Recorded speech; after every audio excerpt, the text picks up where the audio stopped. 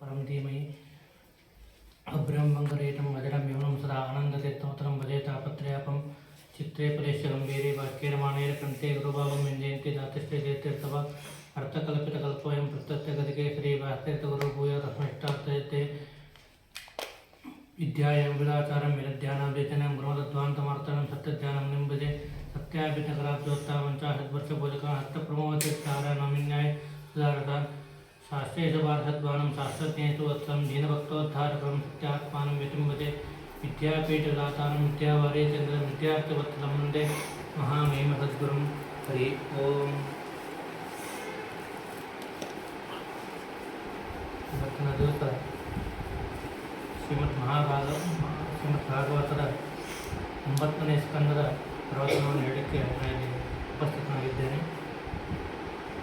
ಈ ಭಾಗವತ ಪುರಾಣದಲ್ಲಿ ಅನೇಕ ಭಗವಂತನ ಮಹಿಮೆಯನ್ನು ಹೇಳ್ತಾ ಇದ್ದಾರೆ. ಅದರಲ್ಲಿ 9ನೇ ಸ್ಕಂದದಲ್ಲಿ ಭಗವಂತನ ಮಹಿಮೆಗೆ ಬೇಕಾದಂಥ ಅವನ ಭಗವದ್ಭಕ್ತರ ಮಹಿಮೆಯನ್ನು ಇಲ್ಲಿ ವರ್ಣನೆ ಮಾಡ್ತಾ ಇದ್ದಾರೆ. ಭಗವಂತನ ಮಹಿಮೆ ಸಾಕು, ನಮಗೆ ಭಗವಂತನ ಭಕ್ತರ ಮಹಿಮೆ ಯಾಕೆ ಬೇಕು ಅಂತ ರೀತಿಯಾಗಿ ಹೇಳುವಂಗಿಲ್ಲ. ಯಾಕೆಂದರೆ ಶ್ರೀಮದಾಚಾರ್ಯರು ಅನುವ್ಯಾಖ್ಯಾನದಲ್ಲಿ ಹೇಳ್ತಾರೆ, ಪರಿವಾರತೆಯ ಗ್ರಾಹ್ಯ ಅಪೇಯ ಪ್ರಧಾನತ ಅಂದರೆ ಪರಮಾತ್ಮನ ಜ್ಞಾನವನ್ನು ಎಷ್ಟು ಮಾಡ್ಕೋಬೇಕು, ಎಷ್ಟು ಮುಖ್ಯವೋ ಹಾಗೆ ಭಗವಂತನ ಭಕ್ತರ ಜ್ಞಾನವನ್ನು ಕೂಡ ಭಗವಂತನ ಪರಿವಾರದವರು ಅಂತ ರೀತಿಯಾಗಿ ತಿಳಿದುಕೊಂಡು ಅವರ ಮೇಲೆಯೂ ಕೂಡ ಭಕ್ತಿಯನ್ನು ಮಾಡಬೇಕು. ಮತ್ತು ಅಷ್ಟೇ ಅಲ್ಲ, ಅವರು ಮಾಡಿರುವಂತಹ ಜೀವನ ಚರಿತ್ರೆ, ಅವರಲ್ಲಿ ಪರಮಾತ್ಮ ಹೇಗೆ ಅನುಗ್ರಹ ಮಾಡಿದ್ದಾನೆ, ಅವರು ಪರಮಾತ್ಮನ ಕುರಿತು ಹೇಗೆ ತಪಸ್ಸನ್ನು ಮಾಡಿದರು ಅಂತ ನಾವು ತಿಳ್ಕೊಳ್ಳೋದ್ರಿಂದಾಗಿ ಪರಮಾತ್ಮನಲ್ಲಿ ಕಿಂಚಿತ್ ಭಕ್ತಿ ನಮ್ಮಲ್ಲೂ ಬಂದು ಆ ಭಗವಂತನ ಭಕ್ತಿಯಿಂದಾಗಿ ಪರಮಾತ್ಮ ನಮಗೆ ಅನುಗ್ರಹ ಆಗ್ತದೆ. ಆದ್ದರಿಂದಾಗಿ ಈ ಭಗವದ್ಭಕ್ತರ ಕಥೆಯನ್ನು ಕೇಳೋದು ಮುಖ್ಯ ಅಂತನ್ನುವುದಕ್ಕಾಗಿ ಮುಂದೆ ಸೂರ್ಯವಂಶ ಹಾಗೂ ಚಂದ್ರವಂಶದ ಕಥೆಯನ್ನು ಹೇಳ್ತಾ ಇದ್ದಾರೆ. ಮೊದಲಿಗೆ ಭಾಗವತದ ಪ್ರಾರಂಭದಲ್ಲಿ ನಾರದರು ಹೇಳ್ತಾರೆ, ಭಗವಂತನ ಹಾಗೂ ಭಗವದ್ಭಕ್ತರ ಸೇವೆ ಮಾಡೋದ್ರಿಂದ ನನ್ನ ಕಥೆಯೇ ಸಾಕ್ಷಿ ಇದೆ ಅಂತನ್ನುವನ್ನು ಪುರಾಣದ ಮೊದಲೇ ಆದಿಯಲ್ಲೇ ಅದನ್ನು ಪ್ರಥಮಸ್ಕಂದತೆ ಹೇಳ್ತಾರೆ. ಪರಮಾತ್ಮನಿಗೆ ವೇದವ್ಯಾಸರಿಗೆ ಬಂದು ನಾರದರು ಕೇಳ್ಕೋತಾರಂತೆ, ನೀವು ಮಹಾಭಾರತ ಇತ್ಯಾದಿ ಗ್ರಂಥ 18 ಪುರಾಣಗಳನ್ನು ರಚನೆ ಮಾಡಿದ್ದೀರಿ. 8 ಸಾತ್ವಿಕ ಪುರಾಣ, 8 ರಾಜಸ, 8 ತಾಮಸ ಪುರಾಣಗಳನ್ನು ರಚನೆ ಮಾಡಿದ್ದೀರಿ. ಹಾಗೆ ಮಹಾಭಾರತ ಎನ್ನುವಂಥ ಅತ್ಯಂತ ನಿರ್ಣಾಯಕವಾದಂತಹ ಶಾಸ್ತ್ರದಲ್ಲಿ ಅತ್ಯಂತ ಉತ್ಕೃಷ್ಟವಾದಂತಹ ಶಾಸ್ತ್ರ, ಅದನ್ನು ಬರೆದಿದ್ದೀರಿ. ಆದರೆ ಆ ಗ್ರಂಥವನ್ನು ಓದುವಂಥ ಯೋಗ್ಯತೆ ಎಲ್ಲರಿಗೂ ಇರುವುದಿಲ್ಲ. ಆದ್ದರಿಂದ ಎಲ್ಲ ಭಕ್ತರಿಗೂ ಕೂಡ ಎಲ್ಲರಿಗೂ ಅರ್ಥವಾಗುವಂಥ ಸಮಾಧಿ ಭಾಷೆ, ಗುಹ್ಯ ಭಾಷೆ ಇತ್ಯಾದಿ ಭಾಷೆ ಸರಳ ಭಾಷೆಯಲ್ಲೇ ಎಲ್ಲರಿಗೂ ಕೂಡ ಅರ್ಥವಾಗುವಂತೆ ಭಾಗವತವನ್ನು ರಚನೆ ಮಾಡಿರಿ ಅಂತ ಈ ರೀತಿಯಾಗಿ ನಾರದರು ಬೇಡ್ಕೋತಾರಂತೆ ವೇದವ್ಯಾಸದೇವರಿಗೆ. ಮತ್ತು ಕೇಳ್ಕೋತಾರಂತೆ, ಯಾಕೆ ನೀ ಅಷ್ಟು ಇದು ಭಾಗವತ ಹಾಗೂ ಭಗವದ್ಭಕ್ತರ ಇದು ಭಗವಂತನ ಚಿಂತನೆ ಬೇಕು ಅಂತ ಯಾಕೆ ಹೇಳ್ತಾ ಇದ್ದೇವೆ ಅಂತಂದರೆ, ತಮ್ಮ ಕಥೆಯನ್ನು ಸ್ವಯಂ ನಾರದರು ಹೇಳ್ತಾರಂತೆ. ನಾನು ಒಬ್ಬ ಶೂದ್ರ ಕನ್ಯೆ, ಆ ಕನ್ಯೆಯಲ್ಲಿ ನಾನು ಹುಟ್ಟಿದ್ದೆ. ನಾನು ಒಂದು ದಿವಸ ಚಾತುರ್ಮಾಸ್ಯ ಬಂದಿರುತ್ತದೆ. ಆ ಚಾತುರ್ಮಾಸ್ಯ ಬಂದಾಗ ಅಲ್ಲಿ ಎಲ್ಲ ಜ್ಞಾನಿಗಳು, ಅನೇಕ ಜ್ಞಾನಿಗಳು ಬಂದಿರ್ತಾರೆ. ಚಾತುರ್ಮಾಸ್ಯಕ್ಕೆ ಒಂದು ಕಡೆ ಕೂತಿರ್ತಾರಂತ. ಅವರ ಸೇವೆಯನ್ನು ಮಾಡಬೇಕು ಅಂತನ್ನುವುದಕ್ಕಾಗಿ ಅವ್ರ ತಾಯಿ ಇರ್ತಾರೆ, ಶೂದ್ರ ಜಾತಿಯವಳು ದಾಸಿ, ಅವಳು ಸೇವೆಯನ್ನು ಮಾಡ್ತಾರಂತ. ಅಂದರೆ ಸೇವೆ ಅಂದರೆ ಏನು ಬೇರೆ ಸೇವೆ ಇಲ್ಲ ಇಲ್ಲ, ಅವರು ಮಾಡಿರುವಂಥ ಏನು ಊಟ ಇರ್ತದೋ ಅಲ್ಲಿಯ ಭೋಜನವನ್ನು ತೆಗೆದು ಶಿಸ್ತು ಮಾಡಿ ಅಲ್ಲಿರುವಂಥ ಉಳಿದಂಥ ಅನ್ನವನ್ನು ನಾವು ಭೋಜನ ಮಾಡುವುದು, ಅದನ್ನೇ ಆ ಸೇವೆಯನ್ನು ಮಾಡ್ತಾ ಇರ್ತಾಳೆ. ಹಾಗೆ ತನ್ನ ಮಗನ ಕಣ್ಣೇ ಮಾಡಿಸ್ತಾ ಇರ್ತಾಳೆ. ಆ ಸೇವೆ ಮಾಡುವಂಥ ಒಂದು ಭಾಗ್ಯ ಇದ್ದುದರಿಂದಾಗಿ, ಆ ಸೇವಾ ಮಹಾತ್ಮೆಯಿಂದಾಗಿ ಆ ನಾರದ ಸಣ್ಣ ವಯಸ್ಸಿನಲ್ಲಿ ಪೂರ್ವಜನ್ಯದಲ್ಲಿರುವಂಥ ನಾರದರಿಗೆ ನಾನೂ ಕೂಡ ಭಗವತ್ತಂತವನ್ನು ತಿಳಿದುಕೊಳ್ಳಬೇಕು ಅಂತ ಮನಸ್ಸು ಬರ್ತಾರಂತೆ.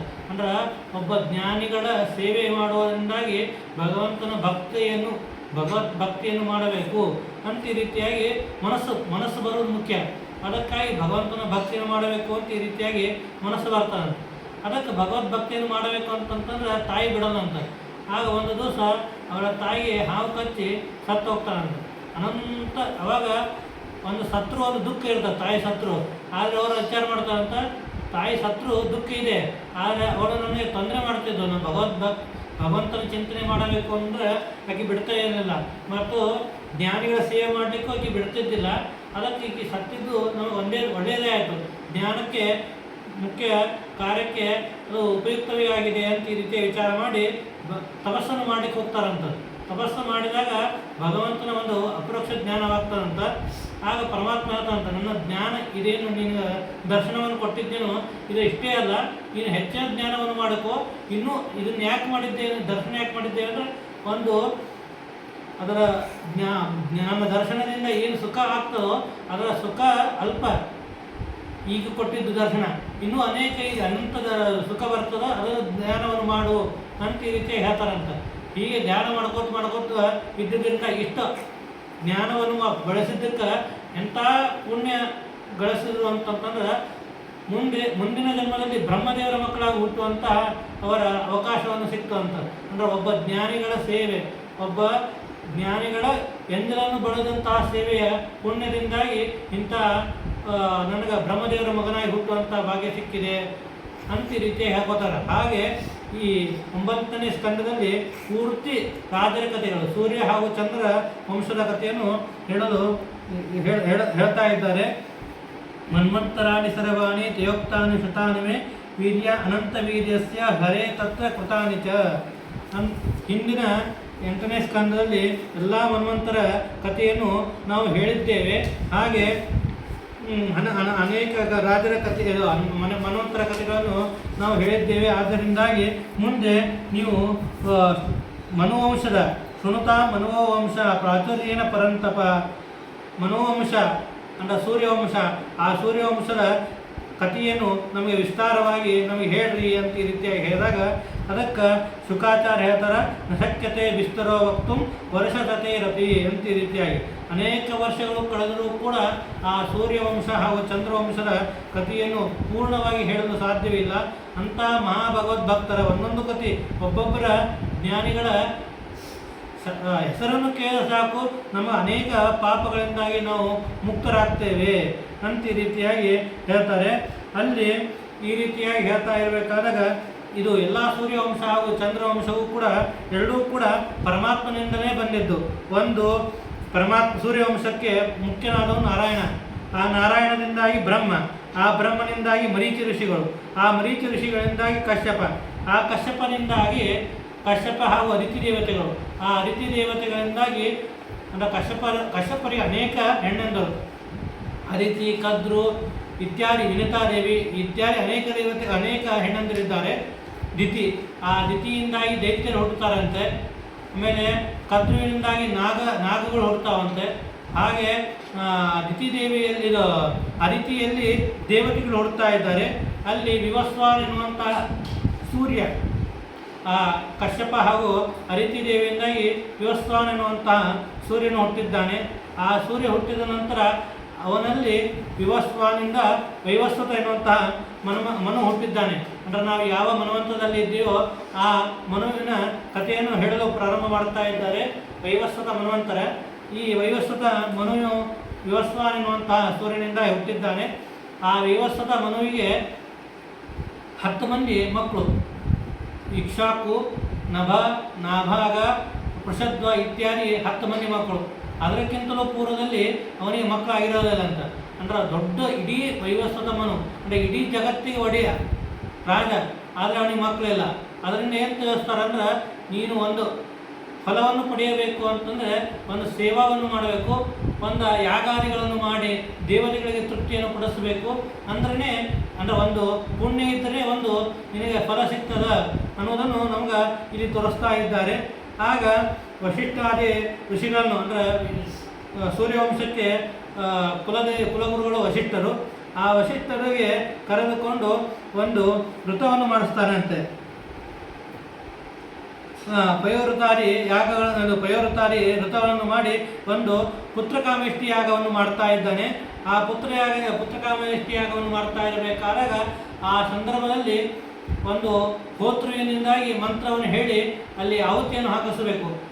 ಆ ಹಾಕಿಸ್ತಾ ಇರಬೇಕಾದಾಗ ಆ ವೈವಸ್ವತ ಮನುವಿನ ಹೆಂಡತಿ ಶ್ರದ್ಧಾ ಅಂತ ನೋಡು, ಆಕೆ ಬಂದು ಹೋತೃವಿಗೆ ಹೇಳ್ತಾಳಂತೆ, ಇಲ್ಲ ನನಗೆ ಹೆಣ್ಣು ಮಗು ಬೇಕಾಗಿದೆ, ಆದ್ದರಿಂದಾಗಿ ಆ ಹೆಣ್ಣು ಮಗುವಿಗೆ ಹೆಣ್ಣು ಮಗು ಹುಟ್ಟಬೇಕಾದ್ರೆ ಏನು ಮಂತ್ರ ಬೇಕೋ ಆ ಮಂತ್ರದಿಂದಾಗಿ ಆಹುತಿಯನ್ನು ಹಾಕ್ರಿ ಅಂತ ಈ ರೀತಿ ಹೇಳಿದಾಗ ಹೋತೃ ವಿಚಾರ ಮಾಡದೇನೆ ಆ ವಿಶ್ವಾಮಿತ್ರರಿಗೆ ಹೇಳಿರ್ತಾರೆ, ಇದು ವಸಿಷ್ಠರಿಗೆ ಹೇಳಿರ್ತಾರೆ ಗಂಡು ಮಗು ಬೇಕು ಅಂತೇಳಿ ವಯೋಸದಮನು. ಆದರೂ ಕೂಡ ಹೋತೃವಿಗೆ ವಿಚಾರ ಮಾಡ್ತಾನೆ. ಆಮೇಲೆ ಅವರ ಇದು ಗಂಡ ಹೆಂಡನಲ್ಲಿ ಮಾತನಾಡಿ ಹೆಣ್ಣು ಮಗು ಬೇಕು ಅಂತ ವಿಚಾರ ಮಾಡಿರ್ಬೋದು ಅಂತ ಇಟ್ಕೊಂಡು ಅವ ಆ ಹೆಣ್ಣು ಮಗುವಿಗೆ ಸಂತಾನವಾಗಬೇಕಾದ್ರೆ ಏನು ಮಂತ್ರ ಬೇಕೋ ಆ ಮಂತ್ರವನ್ನು ಹಿಡಿದು ಆಹುತಿಯನ್ನು ಹಾಕ್ತಾನಂತೆ. ಆ ಕೆಲವೇ ದಿನಕ್ಕೆ ಒಂದು ಮಗು ಹುಡ್ತದಂತ, ಇಲ್ಲ ಅಂತ ಆಕೆಗೆ ಹೆಸರಿಡ್ತಾರಂತ. ಆದರೆ ಇದು ವಯೋಸದ ಮನೆಗೆ ಒಂದು ದುಃಖ ಆಗ್ತಾನಂತ. ಅಂದ್ರೆ ಬರೀ ಹೆಣ್ಣು ಮಗು ಹುಟ್ಟಿದ ಅನ್ನೋದಕ್ಕೆ ದುಃಖ ಅಲ್ಲ, ವಸಿಷ್ಠಾದಿ ಋಷಿಗಳು ಕರೆದು ನಾನು ಹೋಮ ಮಾಡಿಸ್ತಾ ಇದ್ದೇನೆ. ಈ ವಸಿಷ್ಠರು ಮಾಡುವಂಥ ಅಂದರೆ ವಸಿಷ್ಠರೇ ಮುಖ್ಯ ಈ ಯಾಗಕ್ಕೆ. ಅವರು ಮಾಡಿಸಿರುವಂತಹ ಯಾಗದಲ್ಲಿ ಹೆಣ್ಣು ಮಗು ಹುಟ್ಟಿದೆ, ಗಂಡು ಮಗು ಬೇಕು ಅಂತ ಆಹುತಿಯನ್ನು ಹಾಕಿ ಹೆಣ್ಣು ಮಗು ಹುಟ್ಟಿದೆ ಅಂತಂದ್ರೆ ಒಬ್ಬ ಜ್ಞಾನಿ ಏನೋ ಒಂದು ತಪ್ಪು ಮಾಡಿದ ಅಂತಂತಂದರೆ ಅದು ರಾಷ್ಟ್ರಕ್ಕೆ ಹಾನಿಕರ. ಅಂಥದ್ದು ವಸಿಷ್ಠರು ಮಾಡಿಸುವಂತಹ ಯಾಗದಲ್ಲಿ ಹೇಗೆ ತಪ್ಪಾಗಲಿ ಸಾಧ್ಯ ಅಂಥೇಳಿ ಆ ರಾಜನೇ ಸ್ವಯಂ ವಸಿಷ್ಠರಿಗೆ ಬಂದು ಕೇಳ್ತಾನಂತೆ, ನೀವು ಮಾಡಿಸಿರುವಂತಹ ಯಾಗದಲ್ಲಿ ಗಂಡು ಮಗು ಬೇಕು ಅಂತ ನಾನು ಅಪೇಕ್ಷೆ ಪಟ್ಟಿದ್ದೆ, ಹೆಣ್ಣು ಮಗು ಆಗಿದೆಯಲ್ಲ ಅಂತ ಈ ರೀತಿಯಾಗಿ ಹೇಳಿದಾಗ ಆಗ ತಮ್ಮ ದಿವ್ಯ ದೃಷ್ಟಿಯಿಂದಾಗಿ ವಿಚಾರ ಮಾಡ್ತಾರಂತೆ ವಸಿಷ್ಠರು. ಅವಾಗ ಹೇಳ್ತಾರಂತೆ, ನಮ್ದೇನು ತಪ್ಪಿಲ್ಲ, ಹೋತೃವಿಂದು ತಪ್ಪಿಲ್ಲ, ಅಧ್ವರ್ಯವಿಂದು ತಪ್ಪಿಲ್ಲ, ಯಾರ್ದು ತಪ್ಪಿಲ್ಲ. ಆದರೆ ನಿಮ್ಮ ಹೆಂಡತಿನೇ ಬಂದು ಹೋತೃವಿಗೂ ಹಾಗೂ ಅಧ್ವರಿಗೂ ಹೇಳಿದ್ರಿಂದಾಗಿ ಆ ಮಂತ್ರದಿಂದಾಗಿ ಆಹುತಿಯನ್ನು ಹಾಕಿದ್ದಾರೆ ಅಂತ ಈ ರೀತಿ ಹೇಳಿದಾಗ ಆಗ ಇದು ರಾಜ ಬೇಡ್ಕೋತಾನಂತ, ಹೇಗರೆ ಮಾಡಿದ್ರೆ ನನಗೆ ಗಂಡು ಸಂತಾನವಾಗುವಂತೆ ಮಾಡಿರಿ ಅಂತಂದಾಗ ಆಗ ಸ್ವಯಂ ಅವರ ವಸಿಷ್ಠರ ತಪಸ್ಸಾಮರ್ಥ್ಯದಿಂದಾಗಿ ಆ ಕೂಸನ್ನೇ ಗಂಡನ್ನು ಮಾಡ್ತೀನಿ ಅಂತ ಈ ರೀತಿ ಹೇಳಿ ರುದ್ರದೇವರನ್ನು ಕುರಿತು ತಪಸ್ಸು ಮಾಡ್ತಾರಂತೆ. ರುದ್ರದೇವರು ಬರ್ತಾರಂತೆ, ರುದ್ರದೇವರು ಬಂದು ಆ ಹೆಣ್ಣನ್ನೇ ಗಂಡನ್ನು ಮಾಡ್ತಾರಂತೆ.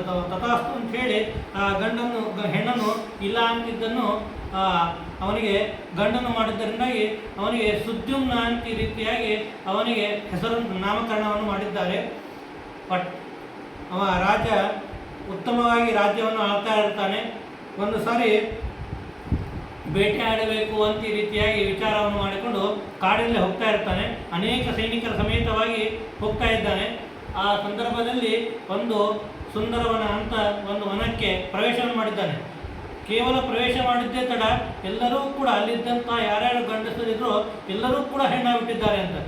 ಅವಾಗ ಅವರಿಗೆ ನಾಚಿಕೆ ಆಗತ್ತಂತೆ, ಏನಪ್ಪ ಇದು, ನಾವು ಒಬ್ಬವ ಏನಾರೇ ತಪ್ಪು ಮಾಡಿದರೆ ಈ ರೀತಿಯಾಗಿ ಶಿಕ್ಷೆ ಆಗುತ್ತದೆ, ಎಲ್ಲರೂ ಕೂಡ ಹೆಣ್ಣಾಗ್ಬಿಟ್ಟಿದ್ದೇವಲ್ಲ ನಮಗೆ. ಎಷ್ಟರ ಮಟ್ಟಿಗೆ ಅಂತಂದ್ರೆ ಮನುಷ್ಯರು ಅಷ್ಟೇ ಅಲ್ಲ, ಅಲ್ಲಿರುವಂತಹ ಕುದುರೆಗಳು, ಗಂಡು ಕುದುರೆಗಳು ಕೂಡ ಹೆಣ್ಣಾಗಿವೆ ಅಂತ. ಎಲ್ಲ ಪ್ರಾಣಿಗಳು ಕೂಡ ಅವರು ಯಾವ್ಯಾವ ಕರ್ಕೊಂಡಿದ್ರು ಎಲ್ಲರೂ ಕೂಡ ಹೆಣ್ಣಾಗಿದ್ದಾರೆ ಅಂತ. ಆಗ ಇದಕ್ಕೆ ಕಾರಣ ಏನು ಅಂತ ಈ ರೀತಿಯಾಗಿ ಕೇಳಿದ ಆಗ ಹೇಳ್ತಾರೆ, ಇಲ್ಲ ಇದಕ್ಕೆ ಕಾರಣ ಏನು ಅಂತಂದರೆ ಒಂದು ಸಾರಿ ರುದ್ರದೇವರು ಹಾಗೂ ಪಾರ್ವತಿ ದೇವಿಯು ಏಕಾಂತ ಸ್ಥಳದಲ್ಲಿ ಕೂತಿರ್ತಾರೆ ಅಂತೆ. ಆಗ ಅನೇಕ ಮುನಿಗಳು ಬಂದು ರುದ್ರದೇವರಿಗೆ ನಮಸ್ಕಾರ ಮಾಡುವುದಕ್ಕಾಗಿ ಅವರ ದರ್ಶನವನ್ನು ಪಡೆಯುವುದಕ್ಕಾಗಿ ಬರ್ತಾ ಇದ್ದಾರೆ. ಅದನ್ನು ನೋಡಿ ಪಾರ್ವತಿಯೇ ನಾಚಿಕೆಯಾಗಿ ಅಲ್ಲಿಂದ ಹೋಗ್ಬಿಟ್ಟಿದ್ದಾಳೆ ಅಂತೆ. ಆಗ ಪಾರ್ವತಿ ದೇವಿಯನ್ನು ಸಮಾಧಾನ ಮಾಡಿಕೊಂಡು ಸಮಾಧಾನಪಡಿಸಿ ರುದ್ರದೇವ ಕರ್ಕೊಂಡ್ಬರ್ತಾರೆ ಅಂತ. ಆಗ ಆಮೇಲೆ ಮುನಿಗಳ ಜೊತೆ ಮಾತನಾಡಿ ಕಳಿಸ್ತಾರಂತ. ಆಗ ಪಾರ್ವತಿ ಹೇಳ್ತಾ ಅಂತ, ನೀವು ನನಗೆ ಏಕಾಂತ ಸ್ಥಳವನ್ನು ಕೊಡೋದೇ ಇಲ್ಲ ಅಂತ ಈ ರೀತಿ ಹೇಳಿದಾಗ ಅದಕ್ಕೆ ಅವರು ಹೇಳ್ತಾರಂತೆ, ಇನ್ನು ಮೇಲೆ ಈ ವನಕ್ಕೆ ಯಾರಾದರೂ ಗಂಡಸರು ಬಂದರೆ ಅಂತಂದರೆ ಹೆಣ್ಣಾಗಲಿ ಅಂತ ಈ ರೀತಿಯಾಗಿ ಅವರಿಗೆ ಆ ಸ್ಥಳದಲ್ಲಿ ಶಾಪ ಕೊಡ್ತಾರಂತ. ಆದ್ದರಿಂದಲೇ ಸುದ್ಯುಮ್ನ ಈ ರೀತಿಯಾಗಿ ಬಂದಿದ್ದರಿಂದಾಗಿ ಅವನು ಹೆಣ್ಣಾಗಿದ್ದಾನೆ. ಆ ಹೆಣ್ಣಾದಾಗ ಅವನನ್ನೇ ಚಂದ್ರವಂಶದ ಮೂಲ ಕುಡಿಯಾದಂತಹ ಬುಧ, ಆ ಬುಧನೇ ಈ ಸೂರ್ಯವಂಶದ ಸುದ್ಯುಮ್ನ ಹೆಣ್ಣಾದಾಗ ಏನು ಇಲ್ಲ ಅಂತಿದ್ದಾರೋ ಅವರನ್ನು ಮದುವೆ ಮಾಡಿಕೊಂಡಿದ್ದಾರೆ ಅಂತ. ಅಂದರೆ ಸೂರ್ಯವಂಶಕ್ಕೂ ಚಂದ್ರವಂಶಕ್ಕೂ ಸಂಬಂಧ ಬೆಳೆಯಿತು. ಅಲ್ಲಿ ಪುರೂರವ ಅನ್ನುವಂತಹ ರಾಜ ಹುಟ್ಟುತ್ತಾ ಇದ್ದಾನೆ ಅಂತೆ. ಆ ಪುರೂರವ ಈ ರೀತಿಯಾಗಿ ಸುದ್ಯುಮ್ನ ಅನೇಕ ವರ್ಷ ಹೆಣ್ಣಾಗಿ ಉಳಿದಿದ್ದಾನೆ. ಆಗ ಬುಧನ ಜೊತೆಗೆ ಸಂಸಾರವನ್ನು ಮಾಡ್ತಾ ಇದ್ದಾನೆ. ಆದರೆ ಈ ದೇಶದಲ್ಲಿ ರಾಜರಿಲ್ಲ ಅಂತ ಈ ರೀತಿಯ ವಿಚಾರವನ್ನು ಮಾಡಿಕೊಂಡು ವಸಿಷ್ಠರೇ ಮತ್ತೆ ರುದ್ರದೇವರಿಗೆ ತಪಸ್ಸನ್ನು ಮಾಡಿ ಕೇಳ್ಕೋತಾರೆ ಅಂತ ಈ ಸುದ್ದಿಯನ್ನು ಗಂಡವನ್ನು ಮಾಡಬೇಕು ಅಂತ ಈ ರೀತಿಯಾಗಿ ಹೇಳಿ ಆಗ ಅವ್ರು ಹೇಳ್ತಾರಂತೆ, ನಾನೇ ಹಿಂದೆ ಇವನಿಗೆ ಹೊರ ಕೊಟ್ಟಿದ್ದೆ, ಹೆಣ್ಣಂಥ ವ್ಯಕ್ತಿಯನ್ನು ಗಂಡ ಮಾಡಿದ್ದು ನಾನೇ, ಆದರೆ ನನ್ನ ಶಾಪನೂ ಇದೆ, ಇಲ್ಲಿ ವನದಲ್ಲಿ ಯಾರು ಬರ್ತಾರೋ ಅವರನ್ನು ಹೆಣ್ಣು ಮಾಡುವುದು ಅಂತ ಈ ರೀತಿಯಾಗಿ. ಆದ್ದರಿಂದ ಎರಡನ್ನೂ ನಾನು ಪರಿಪಾಲನೆ ಮಾಡಲಿಕ್ಕೆ ಬೇಕು, ಆದ್ದರಿಂದ 1 ತಿಂಗಳು ಗಂಡು 1 ತಿಂಗಳು ಹೆಣ್ಣು ಅಂತ ಈ ರೀತಿಯಾಗಿ ಹೇಳ್ತಾರಂತೆ. ಆ ಸಂದರ್ಭದಲ್ಲಿ 1 ತಿಂಗಳ ರಾಜ್ಯವನ್ನು ಆಳ್ತಾ ಇರ್ತಾನೆ, ಇನ್ನೊಂದು ಸಂದರ್ಭದಲ್ಲಿ ರಾಜ ಆಳ್ತಾ ಇರಲ್ಲ, ಹಿಂಗಾದ್ರೆ ನಡೆಯುವುದಿಲ್ಲ ಅಂತ ಈ ರೀತಿಯಾಗಿ ಹೇಳಿ ಮತ್ತೆ ವ್ಯವಸ್ಥಿತಮನು ತಪಸ್ಸನ್ನು ಮಾಡ್ತಾನಂತೆ, ನನಗೆ ಗಂಡು ಸಂತಾನವಾಗಬೇಕು ಅಂತ ಈ ರೀತಿಯಾಗಿ. ಆ ಗಂಡು ಸಂತಾನವಾಗಬೇಕು ಅಂತ ಈ ರೀತಿಯಾಗಿ ಹೇಳಿ ತಪಸ್ಸನ್ನು ಮಾಡ್ತಾ ಇರಬೇಕಾದಾಗ ಆ ಸಂದರ್ಭದಲ್ಲಿ ಇಕ್ಷ್ವಾಕು ಅನ್ನುವಂತಹ ರಾಜ ಹುಡ್ತಾ ಇದ್ದಾನೆ. ಆ ಇಕ್ಷ್ವಾಕುವಿನ ಕಥೆ ಮುಂದೆ ಹೇಳ್ತಾರೆ. ಅವ ಹೇಗೆ ಹುಟ್ಟಿದ ಅಂತಂದರೆ, ಒಂದು ಸೀನಿದಾಗ ಆಗ ಹುಟ್ಟಿರುವಂತಹ ಮಗುವೇ ಇಕ್ಷ್ವಾಕು ಎನ್ನುವಂತಹ ರಾಜ. ಅದರ ಅನಂತರ 9 ಮಕ್ಕಳು ಆಗಿದ್ದಾರೆ. ಅದರಲ್ಲಿ ಒಬ್ಬ ವೃಷಧ್ವಜ ಎನ್ನುವಂತಹ ಒಬ್ಬ ಮಹಾರಾಜನಾಗಿದ್ದಾನೆ ಅಂತ ಈ ರೀತಿಯಾಗಿ ಹೇಳ್ತಾ ಇದ್ದಾರೆ. ಅಲ್ಲಿ ವೃಷಧ್ವಜ ಎನ್ನುವಂತಹ ಒಬ್ಬ ರಾಜನಾಗಿದ್ದಾನೆ. ಆ ವೃಷಧ್ವಜ ಅನ್ನುವಂತಹ ವ್ಯಕ್ತಿ ಅವನಿಗೆ ಇಷ್ಟು ದೊಡ್ಡ ರಾಜನ ಮಗನಾಗಿದ್ದರೂ ಕೂಡ ಅವನು ಗುರುಸೇವಾವನ್ನು ಮಾಡಿ, ಗುರುಭಕ್ತಿಯನ್ನು ಮಾಡಿ, ಗುರುಸೇವಾದಿಂದಾಗಿ ಬ್ರಹ್ಮಜ್ಞಾನವನ್ನು ಪಡೆದುಕೊಂಡು ಹಾಗೆ ಎಲ್ಲ ಧನುರ್ವಿದ್ಯೆಯನ್ನು ಕಳೆದುಕೊಂಡು ಬಾ ಅಂತ ಈ ರೀತಿಯಾಗಿ ಆ ವ್ಯವಸ್ಥಿತವನ್ನು ಹೇಳಿರ್ತಾನೆ. ಆ ಸಂದರ್ಭದಲ್ಲಿ ಒಂದು ಸಾರಿ ಆ ವೃಷಧ್ವಜ ವಸಿಷ್ಠರ ಮನೆಗೆ ಬಂದಿರ್ತಾನೆ. ಆ ಸಂದರ್ಭದಲ್ಲಿ ವಸಿಷ್ಠರು ಹೇಳ್ತಾರೆ ಅಂತ, ನೀವು ಗೋ ಸೇವೆಯನ್ನು ಮಾಡಬೇಕು.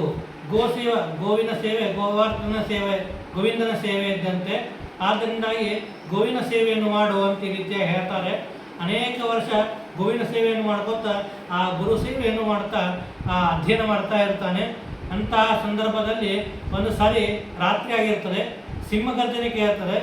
ಸಿಂಹ ಬಂದಿದೆ ಅಂತ ಈ ರೀತಿಯ ವಿಚಾರವನ್ನು ಮಾಡಿ ಅವನಲ್ಲಿ ಒಂದು ಚಾಕು ಇರ್ತದೆ, ತಲವಾರ, ಅದನ್ನು ತೆಗೆದುಕೊಂಡು ಬರ್ತಾನೆ ಅಂತೆ. ಆಗ ಆ ಸಿಂಹದ ಮೇಲೆ ಪ್ರಹಾರ ಮಾಡಬೇಕು. ಆ ಸಿಂಹ ತಪ್ಪಿಸಿಕೊಂಡು ಹೋಗ್ತದೆ. ಆದರೆ ಸಿಂಹದ ಒಂದು ಕಿವಿ ಅಷ್ಟೇ ತಾಗ್ತದಂತ, ಉಳಿದ ಪ್ರಹಾರವನ್ನು ಎಲ್ಲ ಆಕಳ ಮೇಲೆ ಆಗಿದೆ ಅಂತೆ. ಆ ಆಕಳದಲ್ಲಿ ಆದದ್ದರಿಂದಾಗಿ ಆ ಆಕಳವು ಸತ್ತು ಹೋಗಿದೆ ಅಂತ. ಆ ಸತ್ತು ಹೋದಾಗ ಅಲ್ಲಿ ಶಾಪವನ್ನು ಕೊಡ್ತಾ ಇದ್ದಾರೆ. ತಂ ಶಶಾಪ ಕುಲಾಚಾರ್ಯ ಕೃತಕ ಕಾಮತಃ ನಕ್ಷತ್ರ ಬಂಧು ಶೂದ್ರಸ್ಥಂ ಕರ್ಮಣ ಭವಿತಾ ಮುನಃ ಅಂತ ಈ ರೀತಿಯಾಗಿ. ಅಂದ್ರೆ ಒಬ್ಬ ರಾಜ ನೀನು ವಿವೇಕಿಯಾಗಿರಬೇಕು. ಎಷ್ಟು ವಿವೇಕ ಇರಬೇಕಂದ್ರೆ ಎಷ್ಟೇ ಕತ್ಲಿ ಇರಲಿ, ಎಷ್ಟೇ ಇರಲಿ, ಆ ದುಷ್ಟವಾದಂತಹ ಪ್ರಾಣಿಗಳನ್ನೇ ನೀನು ನಾಶವನ್ನು ಮಾಡಬೇಕು. ಸಜ್ಜನವಾದಂತಹ ಸಜ್ಜನನ್ನು ರಕ್ಷಣೆ ಮಾಡಬೇಕು. ಅಂತಾದ ನೀನು ಗೋ ಹತ್ಯೆ ಮಾಡಿದ್ದಿ, ಶೂದ್ರನಂತೆ ಇದ್ದಿ, ನೀನು ಶೂದ್ರನಾಗು ಅಂತ ರೀತಿಯಾಗಿ ಶಾಪವನ್ನು ಕೊಟ್ಟಿದ್ದಾನೆ ಅಂತ. ಆ ಶಾಪವನ್ನು ಕೊಟ್ಟಾಗ ಅವ ಏನೂ ತಪ್ಪು ಮಾಡಿಲ್ಲ, ಖರೆ ಕತ್ತಲಲ್ಲಿ ತಪ್ಪಿ ಆಗಿದ್ದು. ಆದರೂ ಕೂಡ ಗುರುಗಳು ಕೊಟ್ಟಂತಹ ಶಾಪ ಕೈಯನ್ನು ಮುಗಿದು ಆ ಗುರುಗಳಿಗೆ ತಪ್ಪಾಯಿತು ಅಂತ ಕೇಳಿ, ಆಯಿತು ನಿಮ್ಮ ಶಾಪವನ್ನು ಕೊಟ್ಟಿದ್ದೀರಿ, ಹಾಗೇ ಆಗಲಿ ಅಂತ ಈ ರೀತಿಯ ಹೇಳಿ ಆ ಗುರುಕುಲದಿಂದ ಹೊಂಟಿದ್ದಾನೆ. ಹೋಗಿ ಮುಂದೆ ಅವ ತಪಸ್ಸನ್ನು ಮಾಡಿ ಹಾಗೆ ತನ್ನ ಸದ್ಗತಿಯನ್ನು ಪಡೆದಿದ್ದಾನೆ ಅಂತ ಈ ರೀತಿಯಾಗಿ ಆ ವೈವಸ್ವತ ಮನುವಿನ 2ನೇ ಮಗನ ಕಥೆಯನ್ನು ಹೇಳ್ತಾ ಇದ್ದಾರೆ. ಅದರ ನಂತರ ಇನ್ನೊಬ್ಬ ಮಗನ ಕಥೆಯನ್ನು ಹೇಳ್ತಾ ಇದ್ದಾರೆ. ಶಯಾತಿ ಎನ್ನುವಂತಹ ಒಬ್ಬ ಮಹಾರಾಜ. ಆ ಶಯಾತಿಯ ಮಹಾರಾಜನ ಕಥೆಯನ್ನು ಹೇಳ್ತಾ ಇರಬೇಕಾದಾಗ ಭಾಗವತ ಶುಕಾಚಾರ್ಯ ಹೇಳ್ತಾರೆ, ಶಯಾತಿರ ಮನವೋ ರಾಜ ಬ್ರಹ್ಮಿಷ್ಠ ಸ ಬಭೂವಃ. ಅಂದ್ರೆ ಆ ರಾಜ ಕೇವಲ ಧನುರ್ವಿದ್ಯೆ, ಬೆಲುವಿದ್ಯೆ ಅಷ್ಟೇ ಅವನಿಗೆ ಗೊತ್ತಿದ್ದಿಲ್ಲ, ಬ್ರಹ್ಮಿಷ್ಠ ಅಂದ್ರೆ ಬ್ರಹ್ಮಜ್ಞಾನವನ್ನು ಪಡೆದಿದ್ದ ಅಂತ ಈ ರೀತಿಯಾಗಿ ಅವನ ಬಗ್ಗೆ ಹೇಳ್ತಾ ಇರಬೇಕಾದಾಗ ಆ ರೀತಿಯಾಗಿ ಹೇಳ್ತಾರೆ. ಅಂದ್ರೆ ಒಟ್ಟಾರೆ ಆ ಸೂರ್ಯವಂಶದಲ್ಲಿ ಬಂದಂತಹ ಅಥವಾ ಚಂದ್ರವಂಶದಲ್ಲಿ ಬಂದಂಥವ್ರು ಎಲ್ಲರೂ ಕೂಡ ಬ್ರಹ್ಮಜ್ಞಾನಿಗಳಾಗಿದ್ದರು. ಅಂದರೆ ಒಬ್ಬೊಬ್ಬ ರಾಜರು ಕೂಡ ಅತ್ಯಂತ ಭಗವದ್ಭಕ್ತರೇ ಅಂತ ಈ ರೀತಿಯಾಗಿ ನಮಗೆ ಹೇಳ್ತಾ ಇದ್ದಾರೆ. ಅಲ್ಲಿ ಒಬ್ಬ ಶಯಾತಿ ಎನ್ನುವಂತಹ ರಾಜನಿಗೆ ಒಂದು ಹೆಣ್ಣು ಮಗುವಾಗಿರ್ತದೆ. ಅವಳ ಹೆಸರು ಸುಕನ್ಯಾ ಅಂತ ಈ ರೀತಿಯಾಗಿ ಉತ್ತಮಳಾಗಿರ್ತಾಳೆ. ಅವಳು ಸಹಿತವಾಗಿ ಅಂದ್ರೆ ತಮ್ಮ ರಾಜ್ಯದ ಎಲ್ಲರನ್ನೂ ಕರೆದುಕೊಂಡು ಒಂದು ವನಕ್ಕೆ ಹೋಗಿರ್ತಾನೆ. ಶಯಾತಿ ರಾಜ. ಆ ಶಯಾತಿ ಹೋದಾಗ ಆ ಸಂದರ್ಭದಲ್ಲಿ ಸುಕನ್ಯೆ ಆಡಲಿಕ್ಕೆ ಅಂತ ಈ ರೀತಿಯಾಗಿ ಆ ವನದಲ್ಲಿ ಆಡ್ತಾ ಇರ್ತಾಳೆ. ಒಂದು ಹುತ್ತು ಬೆಳೆದಿರ್ತದಂತೆ. ಆ ಹುತ್ತನ್ನು ನೋಡಿ ಏನೋ ವಿಚಿತ್ರವಲ್ಲ ಇದು ಅಂತದ್ದು. ಯಾಕೆಂದ್ರೆ ಹುತ್ತು ಬೆಳೆದಿರ್ತದೆ, ಆದರೆ ಕಣ್ಣುಗಳು ಕಾಣಿಸ್ತಾ ಇರ್ತದಂತೆ. ಆ ಕಣ್ಣುಗಳು ಕಾಣಿಸ್ತಾ ಇರಬೇಕಾದ್ರೆ ಆ ಪಳಪಳ ಹೊಳೆಯೋದನ್ನು ನೋಡಿ ಏನೋ ಇದೆಯಾ ಅಂತ ಈ ರೀತಿಯಾಗಿ ವಿಚಾರವನ್ನು ಮಾಡಿ ಅಲ್ಲಿರುವಂತಹ ಕಟ್ಟಿಗೆಯನ್ನು ತೆಗೆದುಕೊಂಡು ಅದು ಚುಚ್ಚು ಬಿಡ್ತಾರಂತೆ. ಆ ಚುಚ್ಚಿದ್ದರಿಂದಾಗಿ ಆ ಕಣ್ಣಿನಿಂದ ರಕ್ತ ಸುರಲಿಕ್ಕೆ ಬಿಡ್ತದಂತೆ. ಆಗ ಅಂದ್ರೆ ಒಂದು ಉತ್ತಮವಾದಂತಹ ಜಾಗಕ್ಕೆ ಹೋದಾಗ ನಾವು ಜಾಗರೂಕತೆಯಿಂದ ಇರಬೇಕು ಅನ್ನೋದನ್ನು ಈ ಕಥೆಯಿಂದ ನಮಗೆ ತೋರಿಸ್ತಾ ಇದ್ದಾರೆ. ಆ ಸುಕನ್ಯಾ ಒಬ್ಬ ತಪ್ಪು ಮಾಡಿದ್ದರಿಂದಾಗಿ ಆಕೆ ಅದು ಓಡಿ ಬಂದು ಯಾರಿಗೂ ಹೇಳೋದಿಲ್ಲ, ಗಪ್ಪು ಬಿಡ್ತಾಳೆ. ಆ ಸಂದರ್ಭದಲ್ಲಿ ಅಲ್ಲಿರುವಂತಹ ಎಲ್ಲ ರಾಜರನ್ನು ಹಿಡ್ಕೊಂಡು ಭೃತ್ಯರವರಿಗೂ ಎಲ್ಲರಿಗೂ ಕೂಡ ಹೊಟ್ಟೆ ನೋವು ಬರ್ತಾ ಇದೆ ಅಂತೆ. ಹೊಟ್ಟೆ ನೋವು ಬಂದಾಗ ಆಗ ರಾಜ ಕೇಳ್ತಾನಂತೆ, ಒಬ್ಬನೇ ಯಾವುದೇ ಹೊಟ್ಟೆ ನೋವು ಬಂತು ಅಂತಂದರೆ ಅವ ಅಪತ್ಯವಾದಂಥ ಭೋಜನ ಮಾಡಿದ್ದಾನೆ, ಆದ್ದರಿಂದಾಗಿ ಅವನಿಗೆ ಉದರಶೂಲವಾಗಿದೆ ಅಂತ ಹೇಳ್ಬೋದು.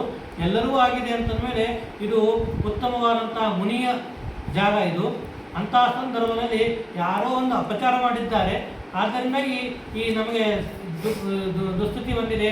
ಆದ್ದರಿಂದ ಯಾರಾದರೂ ತಪ್ಪು ಮಾಡಿದ್ದಾರೆ ಒಪ್ಪೋರಿ ಅಂತ ಹೇಳಿದಾಗ ಸುಕನ್ಯೆ ಬಂದು ಹೇಳ್ತಾರೆ, ಇಲ್ಲ ನಾನು ಹಿಂಗೆ ಒಂದು ಹುತ್ತಿನಲ್ಲಿ ಕಡ್ಡಿ ಚುಚ್ಚಿನಿ, ಅದರಿಂದ ರಕ್ತ ಬರ್ತಾ ಇದೆ, ಆದ್ದರಿಂದಾಗಿ ನಾವು ಓಡಿ ಬಂದುಬಿಟ್ಟೆ ಅಂಜಿಕೆಯಾಗಿ ಅಂತಂದಾಗ ಅದು ಯಾವ್ದು ತೋರಿಸಿ ಹೋಗು ಅಂತಂದಾಗ ಆಗ ಸುಕನ್ಯೆ ಬಂದು ತೋರಿಸ್ತಾಳಂತೆ. ಆ ಸಂದರ್ಭದಲ್ಲಿ ಅಲ್ಲಿ ನೋಡ್ತಾರಂತೆ ಒಬ್ಬ ಮುನಿ. ಅವ್ರು ಯಾರು ಅಂದರೆ ಚವನ ಋಷಿಗಳು. ಆ ಚವನ ಋಷಿಗಳು ತಪಸ್ಸು ಮಾಡ್ತಾ ಇರುವಂತಹ ಸಂದರ್ಭದಲ್ಲಿ ಆ ಘಟನೆ ಆಗಿದೆ. ಆಗ ಆ ರಾಜ ಅವರಿಗೆ ತಪ್ಪಾಯಿತು ಅಂತ ಬೇಡ್ಕೊಂಡಿದ್ದಾನೆ, ಪ್ರಾರ್ಥನೆ ಮಾಡಿಕೊಂಡಿದ್ದಾನೆ, ಸ್ತೋತ್ರವನ್ನು ಮಾಡಿದ್ದಾನೆ ಅಂತ. ಅನೇಕ ಸ್ತೋತ್ರವನ್ನು ಮಾಡಿದಾಗ ಅವರು ಶಾಂತ ಆಗಲಿಲ್ಲ ಅಂತ. ದುರ್ವಾಸರಂತೆ ಇವ್ರಿಗೂ ಕೂಡ ಭಾಳ ಸಿಟ್ಟಿತ್ತು ಅಂತ ಈ ರೀತಿ ಹೇಳ್ತಾರಂತೆ.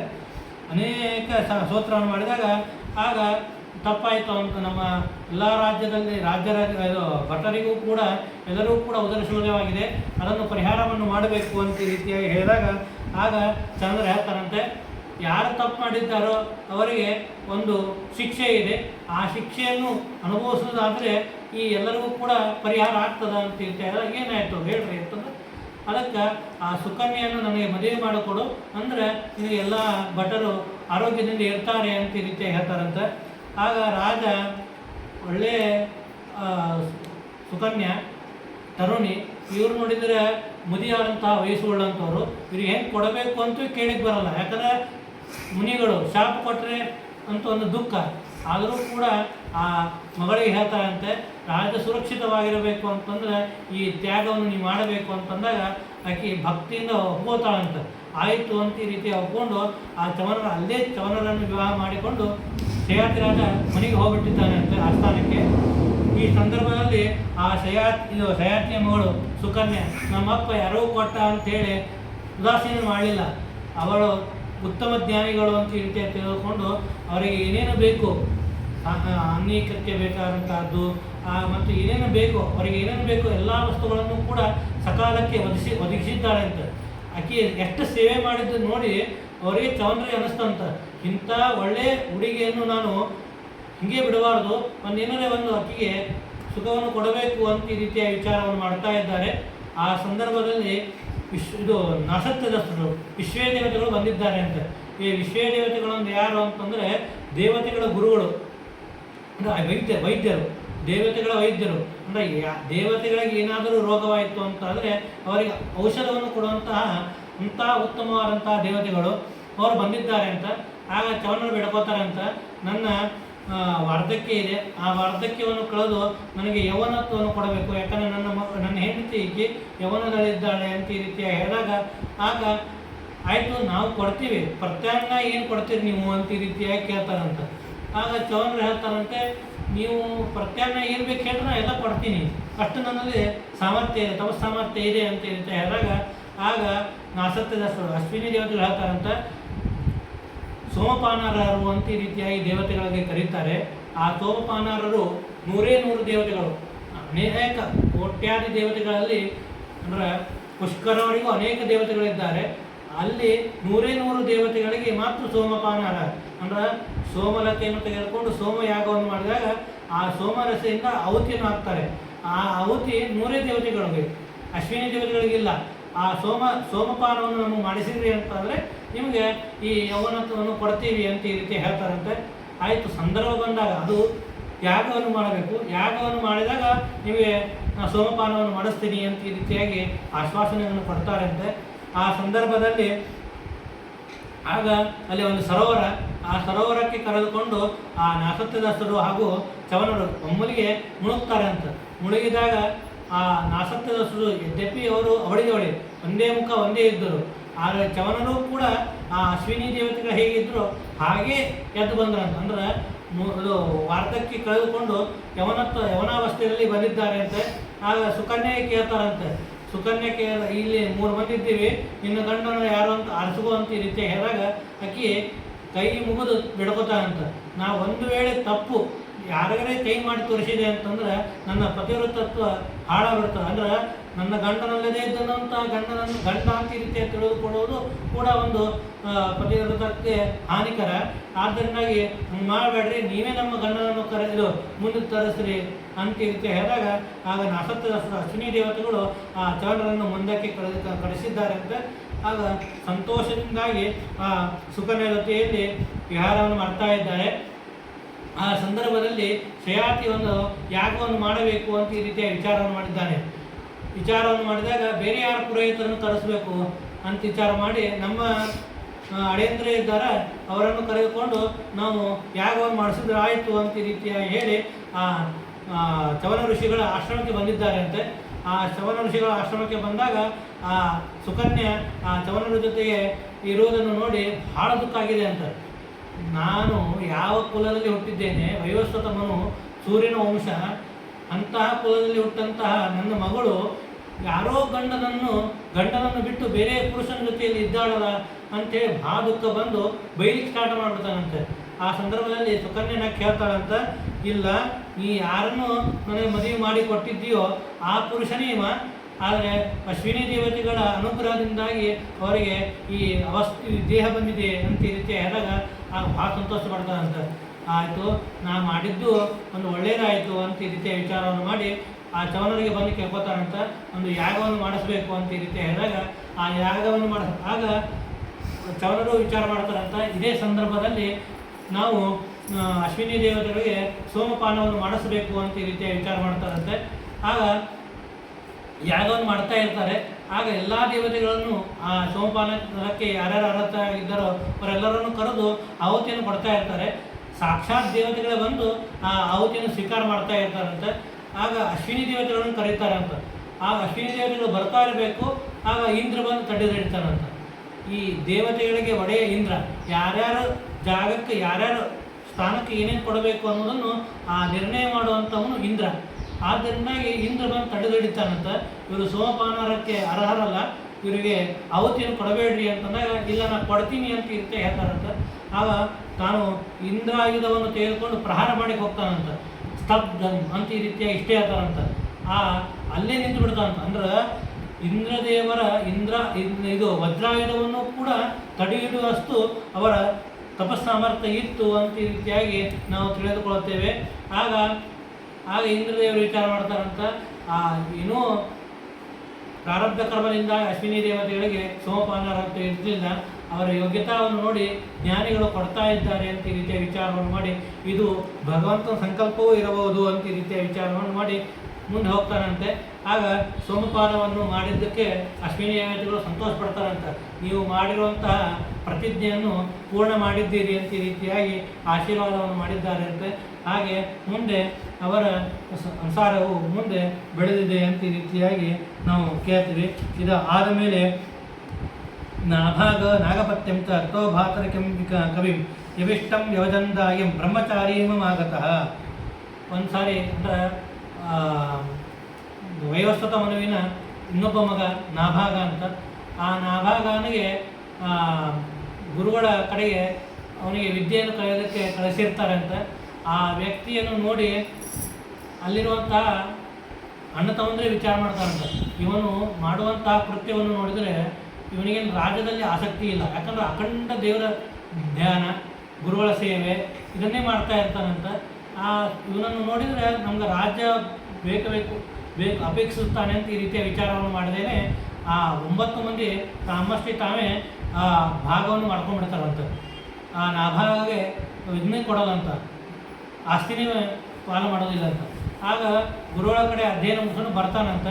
ಆಗ ಕೇಳ್ತಾನಂತ, ನನ್ನ ಆಸ್ತಿ ಪಾಲು ಕೊಡ್ರಿ ಅಂತ ಈ ರೀತಿಯಾಗಿ ಕೇಳಿದಾಗ, ಇಲ್ಲ ನಿನ್ನ ಆಸ್ತಿ ಪಾಲನೇ ಇಲ್ಲ, ಯಾಕಂದ್ರೆ ನಿನ್ನ ಅಪ್ಪನೇ ನಿಂಗೆ ಹಂಗೆ ಹೆಸರಿಟ್ಟಾನ ಅಂದ್ರೆ ಭಾಗಂ ನವಿದ್ಯತೆ ಅಂದರೆ ಯಸ್ಮಿನ್ ಸಹ ಯಾವನಿಗೆ ಭಾಗ ಇಲ್ಲವೋ ಅಂದ್ರೆ ಆಸ್ತಿಯಲ್ಲಿ ಭಾಗ ಇಲ್ಲವೋ ಅವನು ನಾಭಾಗ. ನಮ್ಮಪ್ಪ ನಿನಗೆ ಹೆಸರಿಟ್ಟಿದ್ದೇ ನಾಭಾಗ ಅಂತ, ನಿನಗೆ ಆಸ್ತಿ ಪಾಲು ಇಲ್ಲ ಅಂತ ಅನ್ನೋದಕ್ಕೆ ನಾಭಾಗ ಅಂತ ಇಟ್ಟಾರ, ಅದಕ್ಕೆ ನಿನಗೆ ಆಸ್ತಿನೇ ಇಲ್ಲಿ ಹೋಗುವಂತಂತ ಈ ರೀತಿಯಾಗಿ ಹೇಳಿ ಕಳಿಸ್ಬಿಡ್ತಾರಂತೆ. ಅದಕ್ಕೆ ಇಲ್ಲ ಕೇಳ್ತಾನಂತೆ. ಕೇಳಿದಾಗ ಆ ಇಕ್ಷಾಕು ಎಲ್ಲ ಕೂಡಿ ವಿಚಾರ ಮಾಡ್ತಾರಂತೆ. ಆಯಿತು, ನಿನಗೊಂದು ದೊಡ್ಡ ಭಾಗ ಕೊಡ್ತೀವಿ, ಏನು ಅಂದ್ರೆ ಅಪ್ಪನ ಸಾಕೋದು ಇದೇ ಒಂದು ದೊಡ್ಡ ಭಾಗ ಅಂತ. ಆಗ ಅವ ಅಂತಾನೆ ಎಲ್ಲರೂ ವಿಚಾರ ಮಾಡ್ತಾರೆ, ಅಪ್ಪನ ಸಾಕೋದು ಅಂದ್ರೆ ವಯಸ್ಸಾದಂಥವನು, ವಯಸ್ಸಾದವನು ಸಾಕೋದು ಮತ್ತು ಅದು ಜವಾಬ್ದಾರಿನೇ, ಇದೇನಿದು ಆಸ್ತಿ ಅಲ್ಲೇ ಇಲ್ಲಿದು ಅಂತ ಈ ರೀತಿಯಾಗಿ ವಿಚಾರ ಮಾಡ್ತಾರೆ. ಆದರೆ ನಾಭಾಗ ಹಾಗೆ ವಿಚಾರ ಮಾಡಲ್ಲ ಅಂತ. ದೊಡ್ಡ ಆಸ್ತಿ, ಬಂಗಾರಕ್ಕಿಂತ ಹೆಚ್ಚಿನ ಆಸ್ತಿ ಸಿಕ್ಕಂತೆ ಆಯಿತು. ಆದ್ದರಿಂದಾಗಿ ನಾನು ತಂದೆ ತಾಯಿಯ ಸೇವೆಯನ್ನು ಮಾಡ್ತೀನಿ ಅಂತ ಈ ರೀತಿಯಾಗಿ ವಿಚಾರವನ್ನು ಮಾಡಿಕೊಂಡು ತಮ್ಮ ತಂದೆಯನ್ನು ಕರೆದುಕೊಂಡು ಹೋಗ್ತಾನೆ ಅಂತೆ. ಆ ಸಂದರ್ಭದಲ್ಲಿ ಆಗ ನನಗೆ ಆಸ್ತಿ ಭಾಗ ಇಲ್ಲಲ್ಲ ಅಂತ ಈ ರೀತಿಯಾಗಿ ದುಃಖದಲ್ಲಿ ಇದ್ದಾಗ ಆಗ ವೈವಸ್ವತಮನು ಹೇಳ್ತಾನಂತ, ಏನೂ ದುಃಖ ಪಡಬೇಡ, ನಿನಗೆ ಒಂದು ಚಲೋ ಆಸ್ತಿ ಸಿಗ್ತದೆ. ಏನು ಮಾಡು ಅಂತಂದ್ರೆ, ಒಂದು ಅಂಗೀರಸ ಋಷಿಗಳು ಒಂದು ಯಾಗವನ್ನು ಮಾಡ್ತಾ ಇದ್ದಾರೆ, ಸತ್ರವನ್ನು ಮಾಡ್ತಾ ಇದ್ದಾರೆ. ಅಂದರೆ ಅನೇಕ ವರ್ಷಗಳನ್ನು ಮಾಡುವುದಕ್ಕೆ ಒಂದು ಸತ್ರ ಅಂತಂತಾರೆ. ಅನೇಕ ವರ್ಷ ಅನೇಕ ದಿನ ಮಾಡುವಂತಹದ್ದು ಯಾವುದು ಅದು ಸತ್ರ ಅಂತ ಕರೆಯುತ್ತಾರೆ. ಅಂತಹ ಸತ್ರವನ್ನು ಮಾಡ್ತಾ ಇದ್ದಾರೆ. ಆ ಸಂದರ್ಭದಲ್ಲಿ ಒಂದು ದಿನ ಎಲ್ಲ ಋಷಿಗಳಿಗೆ ಆ ಮಂತ್ರದ ವಿಸ್ಮರಣೆ ಆಗ್ತದೆ, ಗೊತ್ತಾಗುವುದಿಲ್ಲ.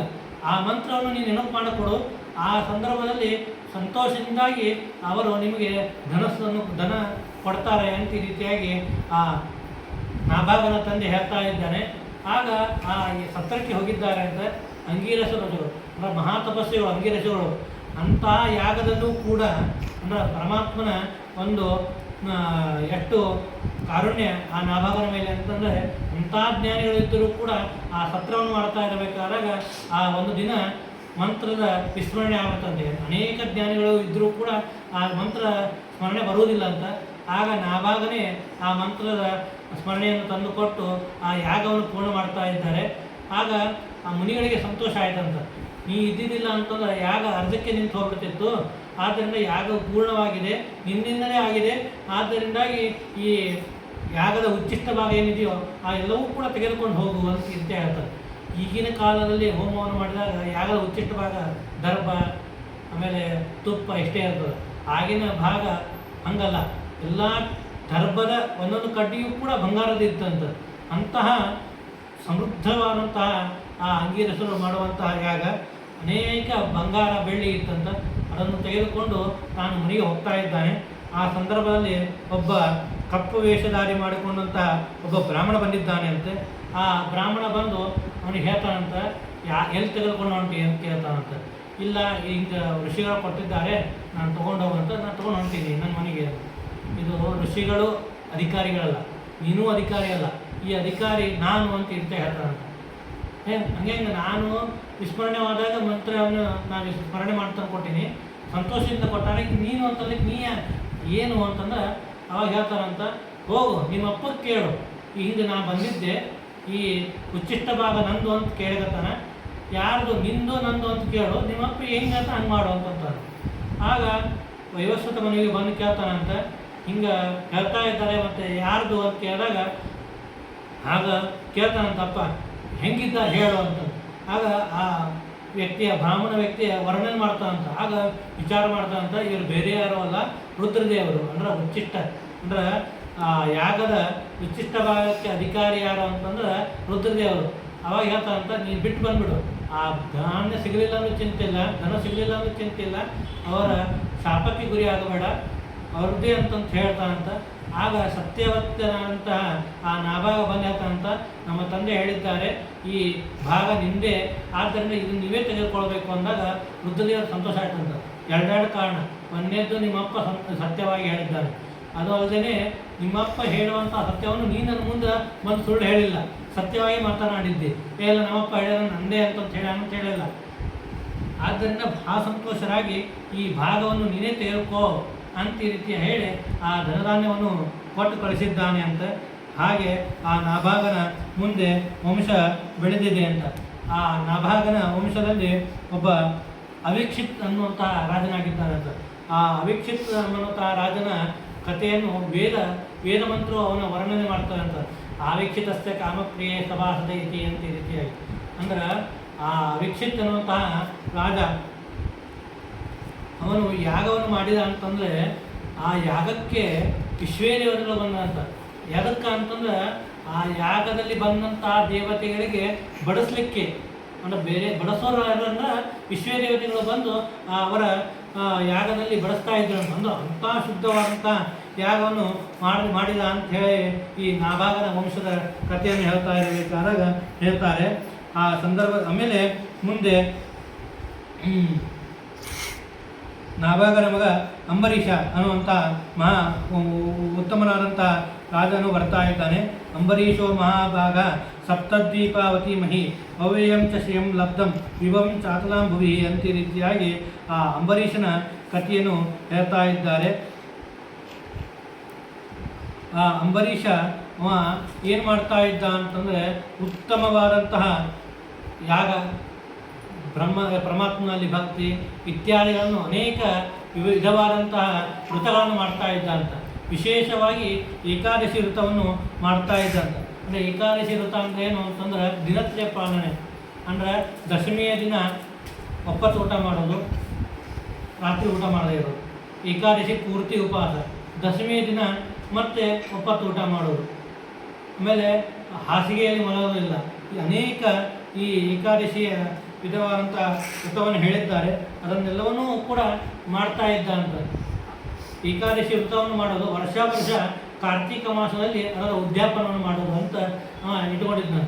ಅನೇಕ ವರ್ಷ ಈ ರೀತಿಯಾಗಿ ಮಾಡಿದ್ದಾನೆ ಅಂತ. ಒಂದು ಸಾರಿ ಆ ಸಂದರ್ಭದಲ್ಲಿ ಇವಂ ಭಗವತಾರಿಷ್ಟ ದುರ್ವಾಸಸ್ಥಾಪತಿ ಅಂಬರೀಷ ಅಪವೃತ್ತಂ ತಾಪದೋ ದುಃಖಿತೋಪರಿ. ಆ ಸಂದರ್ಭದಲ್ಲಿ ಒಂದು ಸಾರಿ ದುರ್ವಾಸರು ಬಂದಿದ್ದಾರೆ ಅಂತ. ದುರ್ವಾಸರು ಬಂದಾಗ ಭಾಳ ಸಂತೋಷ ಆಗ್ತದೆ. ಅಂದ್ರೆ ಒಬ್ಬ ದುರ್ವಾಸರನ್ನು ಬೇರೆ ಯಾರು ಅಲ್ಲ, ರುದ್ರದೇವರ ಅವತಾರ. ಅಂತಹ ರುದ್ರದೇವರ ಅವತಾರರಾದಂತಹ ದುರ್ವಾಸರು ಬಂದಿದ್ದಾರೆ. ಆಗ ಬಿಡ್ಕೋತಾನಂತ, ಬಂದು ನಮ್ಮಲ್ಲಿ ದ್ವಾದಶಿ ದಿನ ಉದ್ಯಾಪನೆ ಇದೆ, ನೀವು ಬಂದು ಪಾರಣಿಗೆ ಬರಬೇಕು ಅಂತ ಈ ರೀತಿ ಹೇಳ್ತಾರಂತ. ಆಗ ಆಯಿತು ಅಂತ ಈ ರೀತಿಯಾಗಿ ನಾನು ಅನೇಕ ಮುಗಿಸ್ಕೊಂಡು ಬರ್ತೀನಿ ಅಂತ ಈ ರೀತಿಯಾಗಿ ಯಮುನಾ ತೀರಕ್ಕೆ ಹೋಗಿದ್ದಾರೆ. ಯಮುನಾ ತೀರವನ್ನು ನೋಡಿ ಭಾಳ ಆ ಯಮುನಾ ನದಿಯಲ್ಲಿ ಸ್ನಾನವನ್ನು ಮಾಡಿ ಅಲ್ಲೇ ಅನೇಕ ಹೊರಕೋತಿರುತ್ತಿದ್ದಾರೆ ಅಂತ. ಅವರಿಗೆ ಆ ಸಮಯ ಹೋಗಿದ್ದು ಗೊತ್ತೇ ಆಗಿಲ್ಲ. ಆಗ ನಾವು ಏಕಾದಶಿ ವ್ರತವನ್ನು ಹೇಗೆ ಪರಿಪಾಲನೆ ಮಾಡ್ತೀವೋ ಅದೇ ರೀತಿಯಾಗಿ ದ್ವಾದಶಿ ದಿವಸ ಪಾರಣಿಯನ್ನು ಕೂಡ ಆ ರೀತಿಯಾಗಿ ಪರಿಪಾಲನೆ ಮಾಡಬೇಕು. ಇಲ್ಲ ಅಂತಂದರೆ ಏಕಾದಶಿಯ ಪುಣ್ಯ ನಮಗೆ ಬರಲ್ಲ ಅಂತ. ಅಂದ್ರೆ ಏಕಾದಶಿ ದ್ವಾದಶಿ ದಿವಸ ಕಲಾಸಾಧನೆ ಅಂತ ಕೊಟ್ಟಿರ್ತಾರೆ. ಆ ಕಲಾಸಾಧನೆ ದಿವಸ ಆ ಟೈಮಿಗೆ ನಾವು ಪಾರಣೆ ಮಾಡಬೇಕು. ಅಥವಾ ಹರಿವಾಸನ ಇತ್ತಂದ್ರೆ ಹರಿವಾಸನ ಮುಗಿದ ಮೇಲೆ ಇದು ದ್ವಾದಶಿ ಪಾರಣೆ ಮಾಡಬೇಕು. ಪಾರಣಿ ಸಕಾಲದಲ್ಲಿ ಮಾಡಲಿಲ್ಲ ಅಂತಂದ್ರೆ ಆ ಏಕಾದಶಿಯ ಮಾಡಿದ ಪುಣ್ಯ ಬರಲ್ಲ ಅಂತ. ಅಂತಹ ಸಂದರ್ಭದಲ್ಲಿ ದುರ್ವಾಸರು ಬರ್ತಾ ಇಲ್ಲ. ಆದರೆ ಪಾರಣಿ ಟೈಮ್ ಆಗಿದೆ. ಆದರೆ ಏನು ಮಾಡಬೇಕು ಅಂತ ಈ ರೀತಿಯಾಗಿ ಕೇಳಿದಾಗ ಅಲ್ಲಿ ಇರುವಂಥ ಮುನಿಗಳು ಹೇಳ್ತಾರಂತ, ಏನೂ ಮಾಡಬೇಡ, ಅಲ್ಲಿರುವಂತಹ ತೀರ್ಥ ಪ್ರಾಶನೆಯನ್ನು ಮಾಡು. ತೀರ್ಥ ಪ್ರಾಶನೆಯನ್ನು ಮಾಡಿದಾಗ ಏಕಾದಶಿ ದ್ವಾದಶಿ ಭಂಗನೂ ಆಗೋದಿಲ್ಲ. ಮತ್ತು ಅತಿಕ್ರಮ, ಬ್ರಾಹ್ಮಣನ ಅತಿಕ್ರಮಣ ದೋಷನೂ ಕೂಡ ಬರುವುದಿಲ್ಲ. ಆದ್ದರಿಂದಾಗಿ ನೀನು ತೀರ್ಥಪ್ರಾಶನವನ್ನು ಮಾಡುವಂಥ ರೀತಿಯಾಗಿ ಅಲ್ಲಿರುವಂಥ ಮುನಿಗಳು ಹೇಳಿದಾಗ ಆಗ ಹೇಳ್ತಾರೆ, ಆಗ ತೀರ್ಥಪ್ರಾಶನ ಮಾಡಿಬಿಡ್ತಾರಂತ. ಆಗ ದುರ್ವಾಸರು ಬರ್ತಾರಂತ. ದುರ್ವಾಸರು ಬಂದು ಅವನ ಮುಖವನ್ನು ನೋಡ್ತಾರಂತ. ಆಗ ಹೇಳ್ತಾರಂತ, ನೀನು ಬ್ರಾಹ್ಮಣ ಅತಿಕ್ರಮಣ ಮಾಡಿದ್ದಿ, ಆದ್ದರಿಂದಾಗಿ ನಿನಗೆ ಅವರು ತಮ್ಮ ಶಿಕೆಯನ್ನು ಅಪ್ಪಳಿಸಿ ಒಂದು ಕೃತ್ಯವನ್ನು ನಿರ್ಮಾಣ ಮಾಡ್ತಾರಂತ. ಕೃತ್ಯವನ್ನು ನಿರ್ಮಾಣ ಮಾಡಿ ಆ ಅಂಬರೀಷನ ಕೊಲಿಸ್ಲಿಕ್ಕೆ ಬಿಡ್ತಾರಂತ.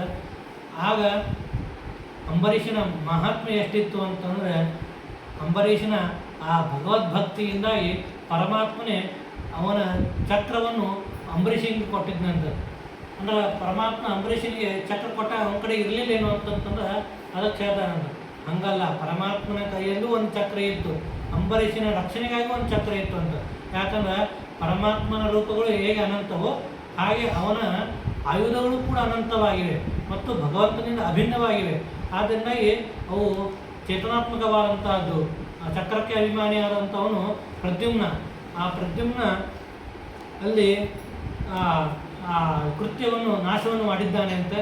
ಆ ನಾಶವನ್ನು ಮಾಡಿ ಆಗ ಆ ರುದ್ರದೇವರಿಗೆ ಸುಡಲಿಕ್ಕೆ ಹೋಗ್ತಾ ಇದೆ ಅಂತ. ಆಗ ಅವರು ಓಡ್ಲಿಕ್ಕೆ ಸ್ಟಾರ್ಟ್ ಮಾಡಿದ್ರಂತೆ, ರಕ್ಷಣೆ ಮಾಡಬೇಕು ಅಂತ. ಎಲ್ಲಿ ತನಕ ಹೋದ್ರಂತ ಬ್ರಹ್ಮದೇವರ ಕಡೆ ಹೋದ್ರಂತ. ಬ್ರಹ್ಮದೇವರ ಕಡೆ ಹೋದಾಗ ಆ ಬ್ರಹ್ಮದೇವರು ಹೇಳ್ತಾರಂತ, ತಾನಮ್ಮದೀಯಂ ಸ ವಿಷ್ಣಮೇ ತತ ಕ್ರೀಡಾವಸಾನೆ ವಿಪರಾರ್ಧ ಸಂಜ್ಞೆ ಭೂಭಾಗ ಮಾತ್ರೇಣ ಹಿ ಸಂದಿಕ್ಷೋ ಕಾಲಾತ್ಮೋ ಯಸ್ಯ ತಿರೋಪವಿಷ್ಯತಿ. ಅಲ್ಲ, ನೀನು ಯಾರ ವಿರೋಧ ಹಾಕ್ಕೊಂಡು ಬಂದು ನನ್ನ ಕಡೆ ಬಂದ್ಯಪ್ಪ ನೀನು. ನಾ ಯಾರೋ ಬಂದರೆ ರಕ್ಷಣೆ ಮಾಡ್ಬೋದು, ಅದು ಬೇರೆ ಯಾರೋ ಅಲ್ಲ, ಪರಮಾತ್ಮ. ಆ ಪರಮಾತ್ಮನ ಚಕ್ರ ಬಂದದ, ನಾನು ರಕ್ಷಣೆ ಮಾಡೋಕ್ಕೆ ಸಾಧ್ಯ ಇಲ್ಲ. ಅವನ ಅನುಗ್ರಹದಿಂದಲೇ ಇಡೀ ಜಗತ್ತು ನಡೆದಿದೆ. ಅವನು ಇದ್ದಿದ್ದಕ್ಕೆ ಈ ಎಲ್ಲ ಸೃಷ್ಟಿ ಸಂಹಾರಾದಿಗಳು ಆಗ್ತದೆ. ಆದ್ದರಿಂದಾಗಿ ಅದರಿಂದ ರಕ್ಷಣೆ ಮಾಡೋಕ್ಕೆ ನನಗೆ ಸಾಧ್ಯ ಇಲ್ಲ ಅಂತ ಈ ರೀತಿಯಾಗಿ ಹೇಳ್ತಾರಂತ. ಅದಾದಮೇಲೆ ರುದ್ರದೇವ್ರ ಕಡೆ ಬರ್ತಾರಂತ. ಅದಕ್ಕೆ ರುದ್ರದೇವ್ರು ಹೇಳ್ತಾರಂತ, ವಯಂನತಾದ ಪ್ರಭವಂ ಭೂಮಿನ್ನೇ ರಶ್ಮಿಂ ಪರಣ್ಯೋಪ್ಯ ಜೀವಕೋಶ ಅಂತ ಈ ರೀತಿಯಾಗಿ ಹೇಳ್ತಾರಂತ. ಅಂದರೆ ಈ ಚಕ್ರದಿಂದಾಗಿ ನಾನು ಬ್ರಹ್ಮದೇವರು ಯಾರೂ ಕೂಡ ನಿನ್ನ ರಕ್ಷಣೆ ಮಾಡೋಕ್ಕೆ ಸಾಧ್ಯ ಇಲ್ಲ. ಮಾಡಿದರೆ ವಾಸುದೇವ ಮಾಡ್ಬೋದು, ಅದು ಅವ ಇಚ್ಛಾಪಟ್ಟರೆ ನೀ ರಕ್ಷಣೆ ಆಗ್ತೀವಿ, ಇದಕ್ಕೆ ಇಲ್ಲ ಅಂತ ಈ ರೀತಿಯಾಗಿ ಹೇಳಿ ಕಳಿಸ್ತಾರಂತ. ಆಗ ನಾವು ಇದನ್ನು ತಿಳಿದುಕೊಳ್ಳಬೇಕು. ಶ್ರೀಮನ್ಯಾಯ ಸುಧಾರಲ್ಲಿ ಬರ್ತದಂತೆ, ಅಂಶಿ ಹಾಗೂ ಅಂಶಗಳಲ್ಲಿ ಅಭೇದವಿದೆ ಅಂತ ನಾವು ಕೇಳ್ತೇವೆ. ಈ ರುದ್ರದೇವರು ಅಂಶಿ, ದುರ್ವಾಸರು ಅಂಶ, ಅವುಗಳಲ್ಲಿ ಅಭೇದವಿದೆ. ಅಭೇದ ಇದ್ದರೂ ಕೂಡ ಯದ್ಯಪಿ ಚೇತನ ಎಲ್ಲಿದೆಯೋ ಅಲ್ಲಿ ಐಕ್ಯ, ಚೇತನತ್ವಷ್ಟೇ ಐಕ್ಯಂ. ಚೇತನತ್ವ ಇದ್ದು ಅಲ್ಲಿ ಎಲ್ಲಿ ಐಕ್ಯ ಇರ್ತದೋ ಅಲ್ಲಿ ಅನುಸಂಧಾನತ್ವ ಅನ್ನೋದು ಇರ್ತದಂತ. ಇಲ್ಲಿ ಚೇತನರಾಗಿದ್ದಾರೆ ಯಾರೋ ರುದ್ರದೇವರು ಹಾಗೂ ದುರ್ವಾಸರು ಚೇತನರಾಗಿದ್ದಾರೆ ಮತ್ತು ಐಕ್ಯವೂ ಇದೆ. ಅಂದಮೇಲೆ ಅವರಿಗೆ ಅನುಸಂಧಾನ ಇರಬೇಕು. ಅಂದ್ರೆ ಆ ಸುದರ್ಶನದಿಂದ ಆಗುವಂಥ ಏನು ದುಃಖ ಇದೆಯೋ ಆ ದುಃಖದ ಅನುಸಂಧಾನ ದುರ್ವಾಸರಿಗೆ ಹೇಗಾಗ್ತದೋ ರುದ್ರದೇವರು ಆಗಬೇಕಲ್ಲ ಅಂತ ಈ ರೀತಿಯಾಗಿ ಇಲ್ಲಿ ನಾವು ಪ್ರಶ್ನೆಯನ್ನು ಮಾಡಿಕೊಂಡು ಶ್ರೀಮಲಾಚಾರ್ಯ ಉತ್ತರ ಕೊಡ್ತಾರೆ. ಅಂಶಿಗೆ ಪರಸ್ಪರ ಐಕ್ಯ ಇದ್ದು ಅನುಸಂಧಾನ ಬರಬೇಕು. ಖರೆ ಯಾವಾಗ ಅಂತಂದರೆ ಎಲ್ಲವೂ ಕೂಡ ಅನುಸಂಧಾನ ಬರಬೇಕು ಅಂತೇನಿಲ್ಲ. ಪ್ರಧಾನ ಭಗವಂತನ ಭಕ್ತಿ ಅದರ ಫಲ, ಅಥವಾ ಭಗವಂತನ ದ್ವೇಷ ಅದರ ಮಾಡಿರುವಂಥ ಪಾಪ ಏನಾರ ಆಗಿತ್ತು ಅಂತಾದರೆ ಅದರ ಅನುಸಂಧಾನ ಆಗ್ತದೆ. ಅಂಶಿಗಾಗಲಿ ಅಂಶನಿಗಾಗಲಿ ಇಬ್ಬರಿಗೂ ಆಗ್ತದೆ. ಇದೇನು ಅಂಥ ಪ್ರಧಾನವಲ್ಲ ಅಂತ ನಾವು ತಿಳ್ಕೋಬೇಕು. ಯಾಕಂದರೆ ಇಬ್ಬರಿಗೂ ಅನುಸಂಧಾನ ಆಗ್ತಾ ಇಲ್ಲ. ಆದ್ದರಿಂದಾಗಿ ಇವರಿಗೆ ಪ್ರಧಾನವಾದಂಥದ್ದೇನಲ್ಲ. ಯಾಕಂದ್ರೆ ಭಗವಂತನ ಭಕ್ತರಿಗೆ ಅದು ಮಾಡಿರುವಂಥ ಅಪಚಾರ ಇರ್ಬೋದು, ಆದರೆ ನೇರವಾಗಿ ಭಗವಂತನಿಗೆ ಅಪಚಾರವನ್ನು ಮಾಡಿಲ್ಲ. ಆದ್ದರಿಂದ ಇದೇನು ಪ್ರಧಾನವಾದಂಥ ಪಾಪಕೃತ್ಯವಲ್ಲ ಅಂತ ನಾವು ಇದರಿಂದ ನಾವು ತಿಳಿದುಕೊಳ್ಳಲು ಬರ್ತದೆ. ಆಗ ಮುಂದೆ ರುದ್ರದೇವರು ಕೂಡ ರಕ್ಷಣೆ ಮಾಡದೇ ಇದ್ದಾಗ ಮುಂದೆ ಭಗವಂತನ ಕಡೆ ಹೋಗಿದ್ದಾರೆ ಅಂತ. ಆ ಭಗವಂತ ಏನಂತ, ಅಹಂ ಭಕ್ತಪರಾಧೀನ, ನಾನು ಭಕ್ತರ ಅಧೀನನಾಗಿದ್ದೇನೆ. ಯದ್ಯಪಿ ಅದು ನನ್ನ ಆಶ್ರಯ ಇರ್ಬೋದು, ಅದನ್ನು ನಾನು ರಕ್ಷಣೆ ಮಾಡ್ಬೋದು, ಆದರೆ ಭಕ್ತರಿಗೆ ಕೊಟ್ಟಿದ್ದರಿಂದಾಗಿ ಆ ಭಕ್ತ ಹೇಗೆ ಹೇಳ್ತಾನೋ ಆ ಆಯುಧ ಹಾಗೆ ಅದು ಮಾಡ್ತದೆ. ಆದ್ದರಿಂದಾಗಿ ನೀ ಯಾರಿಗೆ ಅಪಚಾರವನ್ನು ಮಾಡಿದ್ಯೋ ಅವರಿಗೆ ಶರಣಾಗತನಾಗು ಅಂತ ಈ ರೀತಿಯಾಗಿ ಹೇಳಿದಾಗ ಆಗ ನೇರವಾಗಿ ಅಂಬರೀಷನ ಕಾಲಕ್ಕೆ ಬಿದ್ದಿದ್ದಾನೆ ಅಂತೆ, ನಮಸ್ಕಾರ ಮಾಡಿದ್ದಾರೆ ದುರ್ವಾಸರು. ಆಗ ಚಕ್ರಕ್ಕೆ ದುರ್ವಾಸರನ್ನು ಎಬ್ಬಿಸ್ತಾರೆ ಅಂತ ಅಂಬರೀಷ. ಇಲ್ಲ, ನೀವು ದೊಡ್ಡ ವ್ಯಕ್ತಿಗಳು ಅಂದರೆ 5ನೇ ಕಕ್ಷದಲ್ಲಿ ಬರೋರು, ಪರಶುಕ್ಲತ್ರಯರು ಬಿಟ್ಟರೆ ನೆಕ್ಸ್ಟ್ ರುದ್ರದೇವರೇ, ಅಹಂಕಾರ ತತ್ವಾಭಿಮಾನಿ ದೇವತೆಗಳು, ಅವರ ಅವತಾರರವರು, ನೀವು ನಮಗೆ ನಮಸ್ಕಾರವನ್ನು ಮಾಡಬಾರದು ಅಂತ ಈ ರೀತಿಯಾಗಿ ಹೇಳಿ ಹಾಗೆ ಎಬ್ಬಿಸಿದ್ದಾರೆ ಅಂತ.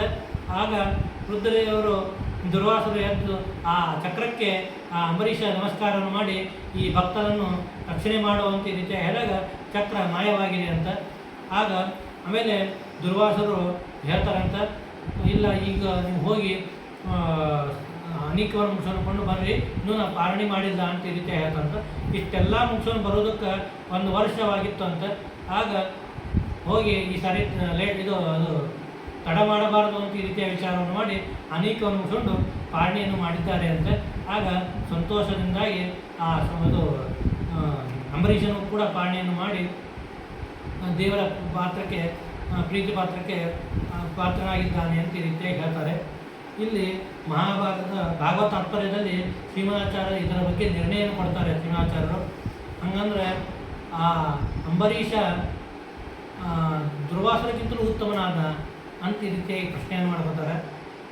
ಯಾಕಂದರೆ ದುರ್ವಾಸನರು ಬಿಟ್ಟಂತಹ ಆ ಕೃತ್ರಿಮಾ ನಾಶವನ್ನು ಮಾಡಿ ಅದು ಅಂಬರೀಷನನ್ನು ರಕ್ಷಣೆ ಮಾಡ್ತಾ ಇದೆ ಅಂದಮೇಲೆ ಅಂಬರೀಷನೇ ಶ್ರೇಷ್ಠನಾದಲ್ಲ ದುರ್ವಾಸನಕ್ಕಿಂತ ಅಂತಂದ್ರೆ ಆಗ ಶ್ರೀಮದಾಚಾರ್ಯರು 3-4 ಥರ ಉತ್ತರ ಕೊಡ್ತಾರಂತೆ. ಒಂದೆರಡು ರೀತಿಯ ತಿಳಿಯೋನು. ಒಂದನೇದ್ದು ಆಯಾ ಕಾಲದಲ್ಲಿರುವಂತಹ ರಾಜರು ಅವರಿಗೆ ಭಗವದ್ಭಕ್ತರಿಗೆ ಕೀರ್ತಿಯನ್ನು ತೋರಿಸಬೇಕಾಗಿದೆ ಆದ್ದರಿಂದಾಗಿ ಅವರಿಗೆ ಒಂದು ಕೀರ್ತಿಯನ್ನು ತರುವ ಸಲುವಾಗಿ ಈ ರೀತಿಯಾಗಿ ಕಾರ್ಯವನ್ನು ಮಾಡ್ತಾರಂತ ನಾವು ಕೇಳ್ತೀವಿ. ಪ್ರಹ್ಲಾದರಾಜರ ಕಥೆಯಲ್ಲಿ ಕೇಳ್ತೀವಿ. ಪ್ರಹ್ಲಾದರಾಜರು ನರಸಿಂಹದೇವರು ಹಿರಣ್ಯ ಕಶ್ಯಪವನ್ನು ಸಂಹಾರವನ್ನು ಮಾಡಿದಾಗ ಆಗ ಎಲ್ಲ ನರಸಿಂಹದೇವರ ಶಾಂತತೆಯನ್ನು ಮಾಡಬೇಕು ಅಂತಂದಾಗ ಲಕ್ಷ್ಮೀದೇವಿ ಕೇಳ್ತಾರಂತ. ಲಕ್ಷ್ಮೀದೇವಿ ಹೇಳ್ತಾರಂತ ಈ ರೂಪನೇ ನಾನು ನೋಡಿಲ್ಲ, ಹಂಗೆ ಸಾಧ್ಯನೇ ಇಲ್ಲ. ಯಾಕಂದ್ರೆ ನಿತ್ಯಾಭಿಯೋಗಿಗಳು ಎಲ್ಲ ರೂಪವನ್ನು ನೋಡಿರ್ತಾಳೆ, ಶಾಂತ ರೂಪವನ್ನಾಗಲಿ ಘೋರ ರೂಪವನ್ನಾಗಲಿ ಎಲ್ಲವೂ ನೋಡಿರ್ತಾಳೆ. ಆದರೆ ಆಕೆ ನಾನು ಇದು ರೂಪವನ್ನೇ ನೋಡಿಲ್ಲ ಅಂತ ಹೇಳ್ತಾರೆ. ಬ್ರಹ್ಮದೇವರು ನೋಡಿಲ್ಲ ಅಂತ ಹೇಳ್ತಾರೆ. ಅಲ್ಲಿ ಎಲ್ಲ ಸಂದರ್ಭದಲ್ಲಿ ಬಲಿಚಕ್ರವರ್ತಿ ಸಂದರ್ಭ ಎಲ್ಲ ಸಂದರ್ಭದಲ್ಲಿ ಒಂದು ನಿರ್ಣಯವನ್ನು ಕೊಡ್ತಾರೆ. ಏನು ಅಂದರೆ ಆಯಾ ರಾಜರಿಗೆ ಆಯಾ ಭಗವತ್ ಭಕ್ತರಿಗೆ ಕೀರ್ತಿಯನ್ನು ತೋರಿಸುವುದು ಅಂದರೆ ಇಂಥ ಭಗವಂತನ ಭಕ್ತಿಯನ್ನು ಮಾಡುವುದರಿಂದಾಗಿ ಪರಮಾತ್ಮ ಅವರಿಗೆ ಅನುಗ್ರಹವನ್ನು ಮಾಡ್ತಾನೆ. ಅಂದರೆ ಎಂಥ ದೊಡ್ಡ ವ್ಯಕ್ತಿಗಳು ಕೂಡ ತಪ್ಪು ಮಾಡಿ ಭಗವದ್ಭಕ್ತನಾಗಿದ್ದ ಅಂತಂದರೆ ಅವನ ರಕ್ಷಣೆ ಮಾಡ್ತಾನೆ ಅಂತಿರಿದ. ಅಂದರೆ ಯದ್ಯಪಿ ರುದ್ರದೇವರು ಉತ್ತಮರಾಗಿರ್ಬೋದು, ಆದರೆ ಅವ ಭಗವದ್ಭಕ್ತ. ಅವನಿಗೆ ಭಗವದ್ಭಕ್ತನಾದ್ರಿಂದಾಗಿ ಅವನಿಗೆ ಅವನಿಗೆ ಇದು ಮೋಸವನ್ನಾಗಲಿ ಅವನಿಗೆ ತಾತ್ಸಾರವನ್ನಾಗಲಿ ಮಾಡಬಾರದು ಅನ್ನೋದನ್ನು ನಮಗೆ ಈ ಕಥೆಯಿಂದ ತೋರಿಸ್ತಾ ಇದ್ದಾರೆ. ಆದ್ದರಿಂದಾಗಿ ಅದು ಆದ ಮೇಲೆ ಅಂಬರೀಷನಿಗೆ ಅನುಗ್ರಹವನ್ನು ಮಾಡಿದ್ದಾರೆ ಅಂತ ಈ ರೀತಿಯಾಗಿ ನಾವು ತಿಳಿದುಕೊಳ್ಳಬೇಕು. ಮುಂದೆ ಒಬ್ಬ ರೇವತ ರಾಜ ಅಂತ ಈ ಅಂಶದಲ್ಲಿ ಬರ್ತಾನೆ. ಆ ರೇವತ ಅನ್ನುವಂತಹ ರಾಜನ ಒಂದು ಏನು ಅಂತಂದ್ರೆ ಅವನಿಗೆ ಒಬ್ಬ ಮಗಳು ರೇವತಿ ಅಂತನ್ನುವಂತಹ ಮಗಳಿರ್ತಾಳಂತ. ಆ ಮಗಳು ವಿಚಾರ ಮಾಡ್ತಾನಂತ, ಈಗ ನನ್ನ ಮಗಳು ಮದುವೆ ವಯಸ್ಸಿನಲ್ಲಿ ಬಂದಿದ್ದಾಳೆ, ಇವನನ್ನು ಯಾರಿಗೆ ಕೊಡಬೇಕು ಅಂತ ವಿಚಾರ ಮಾಡ್ತಾ ಇರ್ತಾನಂತ. ಗಂಡು ಹೆಣ್ಣನ್ನು ಕೂಡಿಸುವಂತಹ ವ್ಯಕ್ತಿ ಯಾರು? ಬ್ರಹ್ಮದೇವರು. ಬ್ರಹ್ಮದೇವರೇ ಹೋಗಿ ಕೇಳೋನು ಅಂತ ಈ ರೀತಿಯ ವಿಚಾರ ಮಾಡ್ತಾನಂತ. ಬ್ರಹ್ಮದೇವರು ಕಡೆ ಹೋಗಿದ್ದಾರೆ ಅಂತ. ಆ ಸಂದರ್ಭದಲ್ಲಿ ಬ್ರಹ್ಮದೇವರು ಅಲ್ಲಿ ಸಂಗೀತ ಗಾನ ನಡೆದಿದೆ ಅಂತ. ಆ ಸಂಗೀತ ಗಾನವನ್ನು ಕೇಳಲಿಕ್ಕೆ ಯೋಗ್ಯತಾ ಇಲ್ಲದೆ ಇರುವಂತಹ ದೇವತರಾದ ಅಲ್ಲೇ ಮೂರ್ಛೆಯಲ್ಲಿ ಇದ್ದಾನೆ, ಮೂರ್ಛಾವಸ್ಥಾನವನ್ನು ತಾಳಿದ್ದಾನೆ ಅಂತ. ಆಗ ಸಂಗೀತ ಕಾರ್ಯಕ್ರಮ ಆದ ಮೇಲೆ ಆಗ ಬ್ರಹ್ಮದೇವರು ಬಂದು ಕೇಳ್ತಾರೆ, ಏನಾಯ್ತಪ್ಪ ಎದಕ್ಕೆ ಬಂದು ಹೇಳು ಅಂತ. ಇಲ್ಲ ನಾ ಹಿಂಗೆ ದೇವತರಾದ ನನ್ನ ಮಗಳು ಬಂದಿದ್ದಾರೆ, ಅವಳ ಮದುವೆಯನ್ನು ವಿಚಾರ ಮಾಡಬೇಕಾಗಿದೆ ಅಂತ.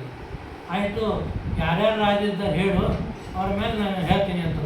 ಹಿಂಗೆ ಅನೇಕ ರಾಜರ ಹೆಸರನ್ನು ಹೇಳ್ತಾನಂತ. ಬ್ರಹ್ಮದೇವರು ನಗ್ತಾರಂತ.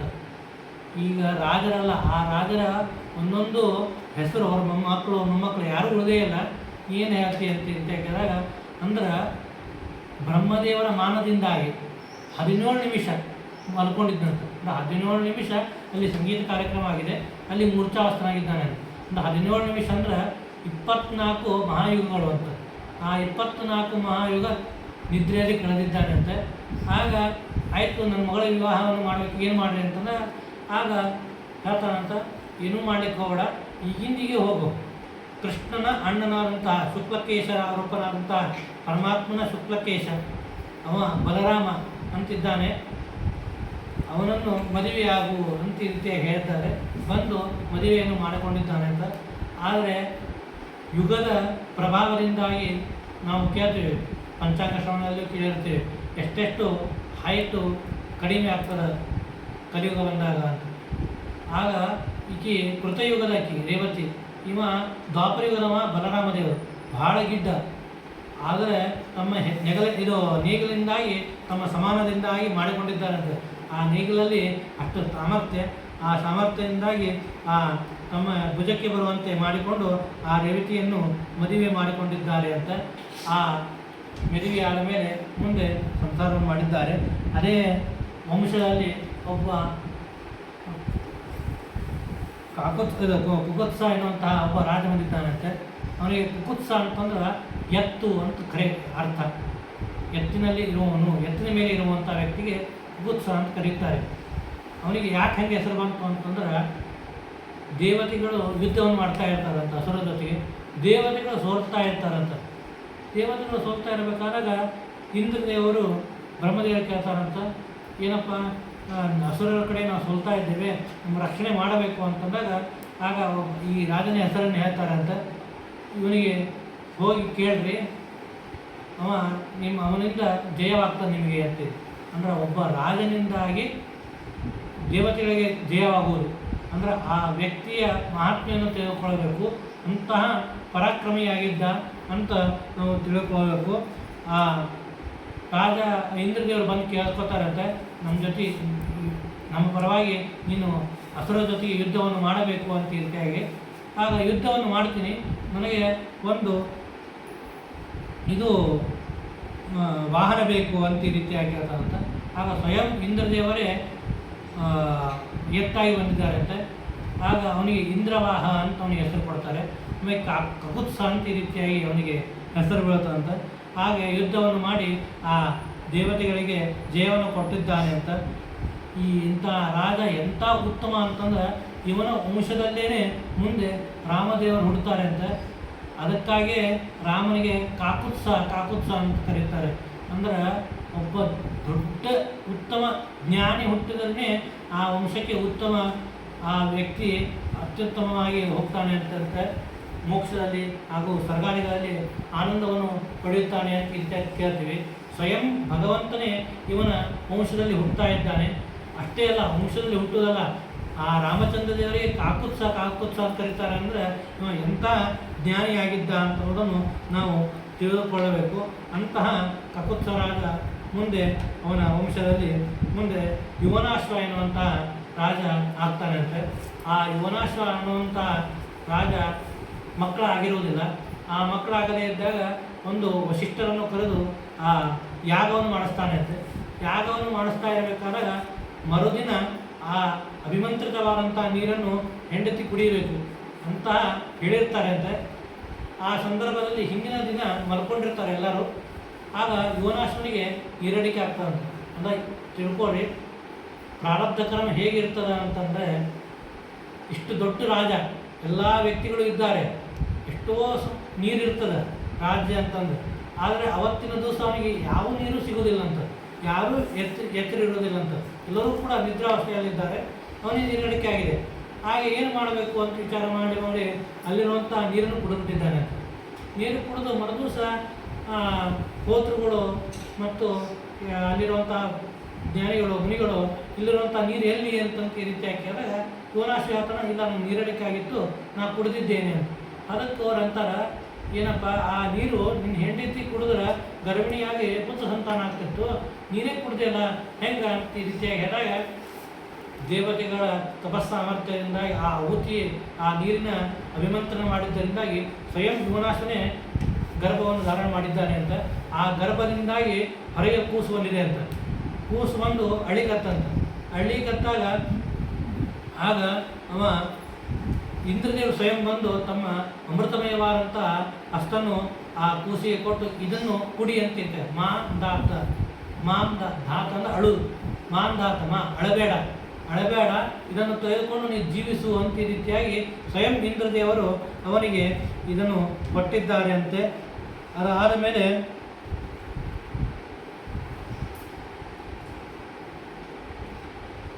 ಈ ರೀತಿಯಾಗಿ ಮಾಂಧಾತನ ಕಥೆಯನ್ನು ಹೇಳ್ತಾ ಇದ್ದಾರೆ.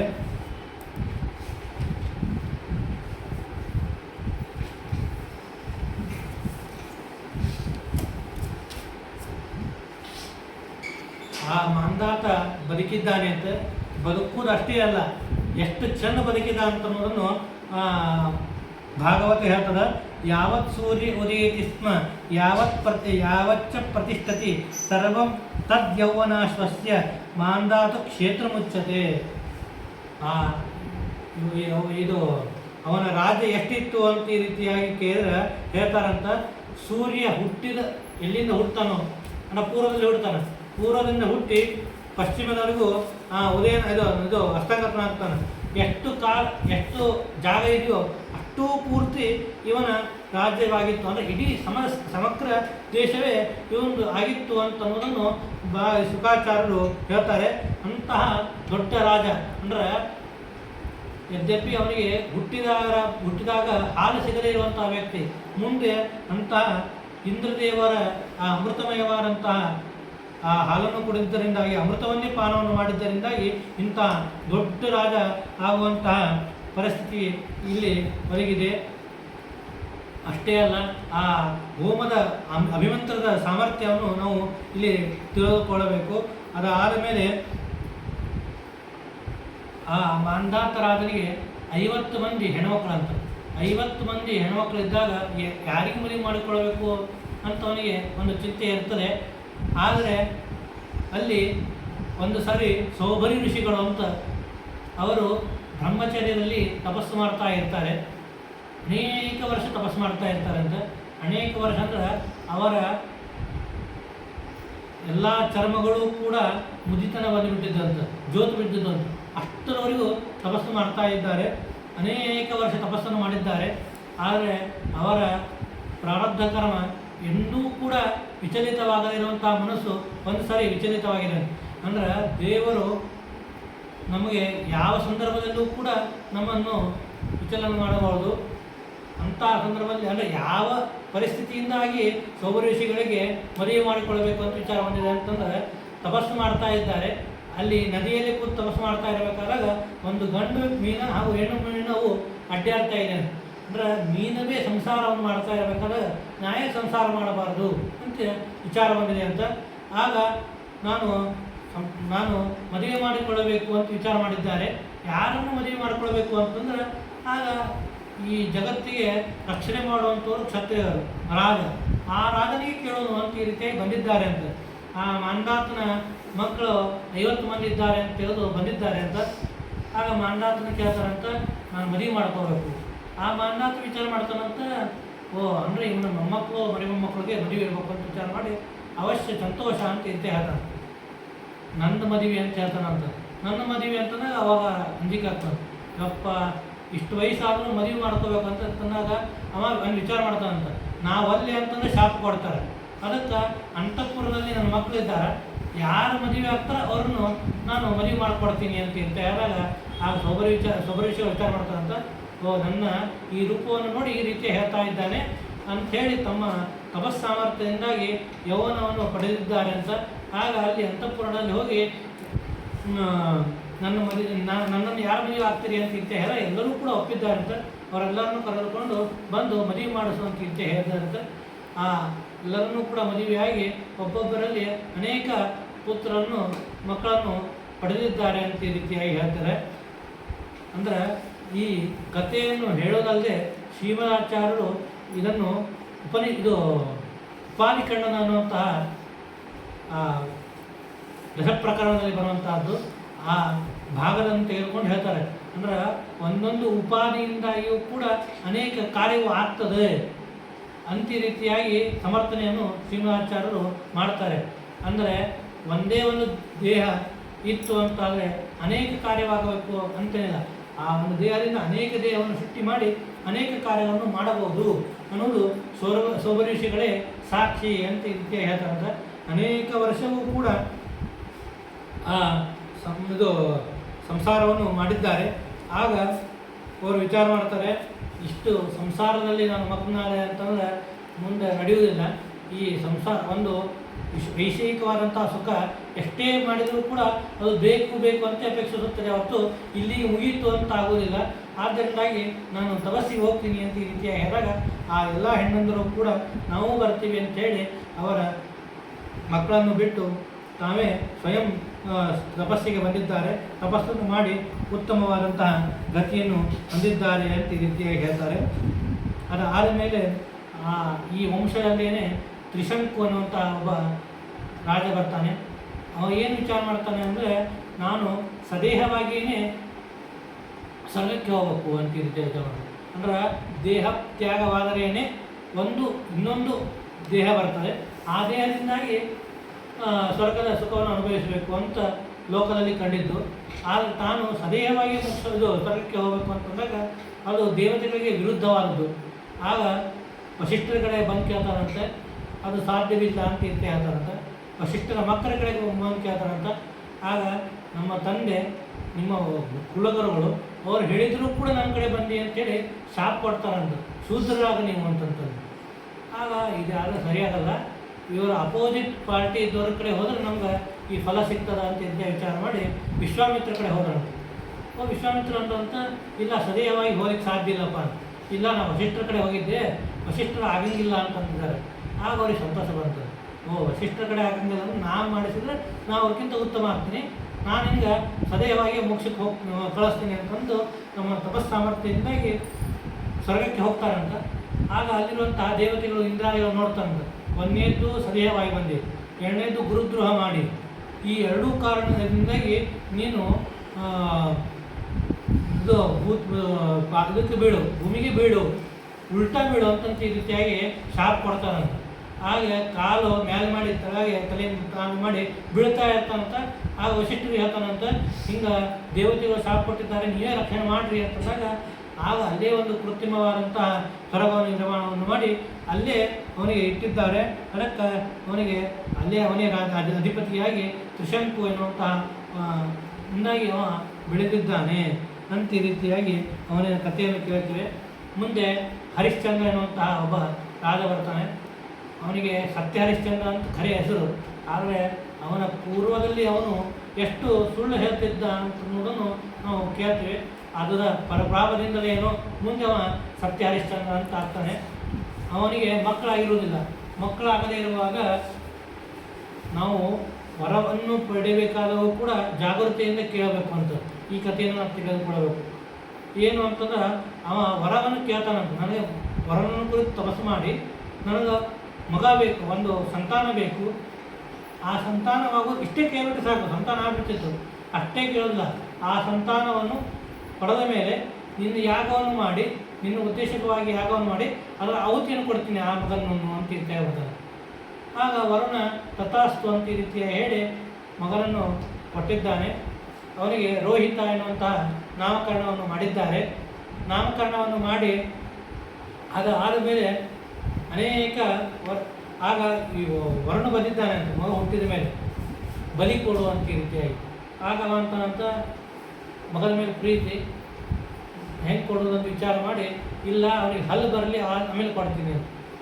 ಹಲ್ಲು ಬಂದ ಮೇಲೆ ಬರ್ತಾನಂತ, ಇಲ್ಲ ಒಂದೇ ಹಲ್ಲಲ್ಲ ಎರಡನೇ ಹಲ್ಲು ಬರಬೇಕು, ಅದನ್ನು ಕೊಡ್ತೀನಿ ಅಂತ.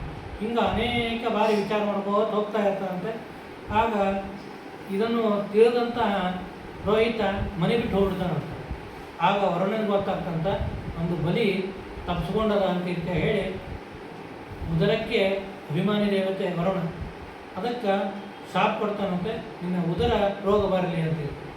ಆಗ ತಂದೆಗೆ ಉದರ ರೋಗವಾಗಿದೆ ಅಂತ ಇರ್ತೇ ಗೊತ್ತಾಗಿ ಮನೆಗೆ ಬರ್ತಾ ಇರ್ತಾನೆ ರೋಹಿತ. ಆಗ ಹಿಂದೆ ತಡೀತಾರಂತೆ, ನೀ ಇಲ್ಲಿದ್ರೆ ನಿನ್ನ ಬಲಿ ಕೊಡ್ತಾರ, ನೀನು ಅಲ್ಲಿಂದ ಹೋಗ್ಬಿಡು ಅಂತ ಈ ರೀತಿಯಾಗಿ ಹಿಂದೆ ತಡೆದಿರ್ತಾನಂತೆ. ಏನಾದರೂ ಮಾಡಿ ನನ್ನ ತಂದೆಯ ಆರೋಗ್ಯ ಸುಧಾರಣೆ ಆಗಬೇಕು ಅಂತ ವಿಚಾರವನ್ನು ಮಾಡಿ ವಿಚಾರ ಮಾಡ್ತಾ ಇರ್ತಾರಂತ. ಅಲ್ಲಿ ಗಂಡ ಹೆಂಡತಿಯರು 3 ಮಕ್ಕಳೇನು ಕರೆದುಕೊಂಡು ನನ್ನ ಕಡೆ ಹೊಂಟಿರ್ತಾರಂತ. ಆಗ ರಾಜ ಅದು ರೋಹಿತ ಬಂದು ಕೇಳ್ತಾನಂತ, ಹಿಂಗೆ ಬಲಿ ಕೊಡೋದಿದೆ, ನಿಮ್ಮ ಮಕ್ಕಳಲ್ಲಿ ಒಬ್ಬರನ್ನು ಕೊಡಬೇಕು ಅಂದಾಗ ತಾಯಿ ಅಂತ ನನ್ನ ಕೊನೆಯ ಮಗ ನನಗೆ ಬೇಕು ಅಂತ ಇರ್ತೆ ಹೇಳ್ತಾನೆ. ತಂದೆ ಅಂತಾನೆ ಕೊನೆಯ ಮಗ ನನಗೆ ಬೇಕು ಅಂತ ಇರ್ತೆ ಹೇಳ್ತಾನೆ. ಆಗ ಮಧ್ಯದಲ್ಲಿರುವಂತಹ ವ್ಯಕ್ತಿಯನ್ನು ಕರೆದುಕೊಂಡು ಬರ್ತಾನೆ. ಅವ ಸಾಧಾರಣ ವ್ಯಕ್ತಿ ಅಲ್ಲ, ಶುನಶ್ಶೇಪ ಅಂತವನ ವ್ಯಕ್ತಿಯ ಹೆಸರು. ಆ ಶುನಶ್ಶೇಪನನ್ನು ಕರೆದುಕೊಂಡು ಬರ್ತಾರಂತೆ. ಆಗ ಪ್ರತ್ಯಾಮ್ನಾಯ ಅಂದರೆ ನನ್ನ ಬಲಿಯ ಪ್ರತ್ಯಾಮ್ನಾಯ ಆ ಶುನಶ್ಶೇಪ ಬಲಿ ಕೊಡ್ತೀವಿ ಅಂತಂದಾಗ ಆಗ ಯಾಗವನ್ನು ಮಾಡ್ತಾ ಇರ್ತಾರೆ. ಆಗ ವರುಣ ಬಲಿ ತಗೋಬೇಕು ಅನ್ನೋಂಥ ಸಂದರ್ಭದಲ್ಲಿ ಆ ಶುನಶ್ಶೇಪ ವರುಣನನ್ನು ಕುರಿತು ಸ್ತೋತ್ರವನ್ನು ಮಾಡ್ತಾನಂತೆ. ಸ್ತೋತ್ರವನ್ನು ಮಾಡಿದಾಗ ಆ ವರುಣ ಭಾಳ ಸಂತೋಷ ಮಾಡಿ ನಿಮ್ಮ ಬಲಿನೂ ಬೇಡ ಅಂತೇಳಿ ಬಿಟ್ಟು ಹಾಗೆ ಹೋಗ್ಬಿಡ್ತಾನಂತೆ. ಆ ಶುನಶ್ಚೇಪ ಅವನಿಗೆ ಇನ್ನೊಂದು ಹೆಸರು ಶತರ್ಚಿ ಅಂತನ್ನುವಂಥ ಇನ್ನೊಂದು ಹೆಸರು. ಶತರ್ಚಿ ಅಂತಂದರೆ ಏನು ಅಂತಂದರೆ 100 ಮಂತ್ರಗಳ ದ್ರಷ್ಟಾರ. ಅಂದ್ರೆ ಒಂದೊಂದು ಮಂತ್ರಕ್ಕೂ ಒಂದೊಂದು ವ್ಯಕ್ತಿಗಳು ದ್ರಷ್ಟಾರಗಳು. ವಿಶ್ವಾಮಿತ್ರರು ಗಾಯತ್ರಿ ಮಂತ್ರಕ್ಕೆ, ಹೀಗೆ ಅನೇಕ ಮಂತ್ರಗಳಿಗೆ ಅನೇಕ ದ್ರಷ್ಟಾರಗಳಿದ್ದಾರೆ. ಹಾಗೆ ಋಗ್ವೇದ ಮಂತ್ರದಲ್ಲಿ 100 ಮಂತ್ರಗಳಿವೆ. ಶತರ್ಚಿ ಶತರ್ಚಿ ಅಂತ ಬರ್ಕೋತ ಹೋಗ್ತಾರೆ. ಶುನಶ್ಚೇಪ ಅಂತ ಇರ್ತೀವಿ ಅಲ್ಲಿ ಬರ್ಕೋತ ಹೋಗ್ತಾರೆ. ಅಲ್ಲಿ ಹಂಗೆ 100 ಮಂತ್ರಕ್ಕೆ ಆ ದ್ರಷ್ಟಾರದನಾದಂಥ ವ್ಯಕ್ತಿ, ಅಂತಹ ವ್ಯಕ್ತಿಯನ್ನು ನಾವು ಬಲಿಯನ್ನು ತೆಗೆದುಕೊಂಡ್ರೆ ನಮಗೆ ಅನರ್ಥವಾಗ್ತದೆ ಅಂಥೇಳಿ ಆ ವರುಣ ಬಿಟ್ಟು ಕೊಟ್ಟಿದ್ದಾನೆ ಅಂತ. ಆ ಮಂತ್ರವನ್ನು ಕೇಳಿ ಭಾಳ ಮುಗ್ಧರಾದಂತಹ ಸಂತೋಷಪಟ್ಟು ಆ ವ್ಯಕ್ತಿಯನ್ನು ತನ್ನ ಮಗನಾಗಿ ಪಡೆಯಬೇಕು ಅಂತೇಳಿ ವಿಶ್ವಾಮಿತ್ರರು ವಿಚಾರ ಮಾಡಿದ್ದಾರೆ. ವಿಶ್ವಾಮಿತ್ರರಿಗೆ 100 ಮಕ್ಕಳು. ಆ 100 ಮಕ್ಕಳಲ್ಲಿ 2 ವಿಭಾಗ ಮಾಡಿದ್ರಂತೆ. 50 ಮಂದಿ ಮಧುಚ್ಛಂದಾದಿ ಋಷಿಗಳು ಒಂದು ಕಡೆ, ಇನ್ನೊಂದು ಕಡೆಗೆ ಇನ್ನೂ 50 ಮಂದಿ ಅಂತ ಇರ್ತೇವೆ.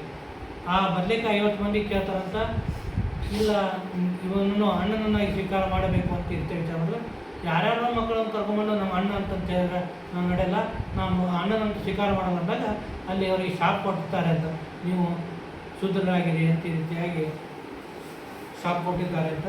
ಆಗ ಮಧುಚಂದ್ರನನ್ನು ಕರೆದು ಕೇಳ್ತಾರಂತ, ನಿಮ್ಮ ಅಣ್ಣನನ್ನು ಸ್ವೀಕಾರ ಮಾಡ್ತೇವೆ ಅಂದ್ರೆ ಅವಶ್ಯ ಸ್ವೀಕಾರ ಮಾಡ್ತೀವಿ ಅಂತಂದಾಗ ಅವರಿಗೆ ವರವನ್ನು ಕೊಟ್ಟಿದ್ದಾರೆ ಅಂತ. ತಂದೆಯ ಮಾತನ್ನು ಪರಿಪಾಲನವನ್ನು ಮಾಡಿದ್ದೀರಿ, ಅದರಿಂದಾಗಿ ನಿಮಗೆ ಒಳ್ಳೆಯದಾಗಲಿ ಅಂತ ಈ ರೀತಿಯಾಗಿ ಹೇಳಿದ್ದಾರೆ ಅಂತ. ಆಗ ಆ ಮಧುಚಂದ್ರ ಮತ್ತು ಆ ಶುನಶ್ಚೇಪಾದಿಗಳು ಅಣ್ಣನನ್ನಾಗಿ ಸ್ವೀಕಾರವನ್ನು ಮಾಡಿದ್ದಾರೆ ಅಂತ ಈ ರೀತಿಯಾಗಿ ಹೇಳ್ತಾರೆ. ಈ ಮುಂದೆ ಇವನ ವಂಶದಲ್ಲೇನೆ ಸಗರ ಎನ್ನುವಂತಹ ರಾಜ ಬಂದಿದ್ದಾರಂತೆ. ಸಗರನ ತಂದೆ, ಅವನಿಗೆ ಅನೇಕ ಹೆಣ್ಣಂದರು ಅಂತ.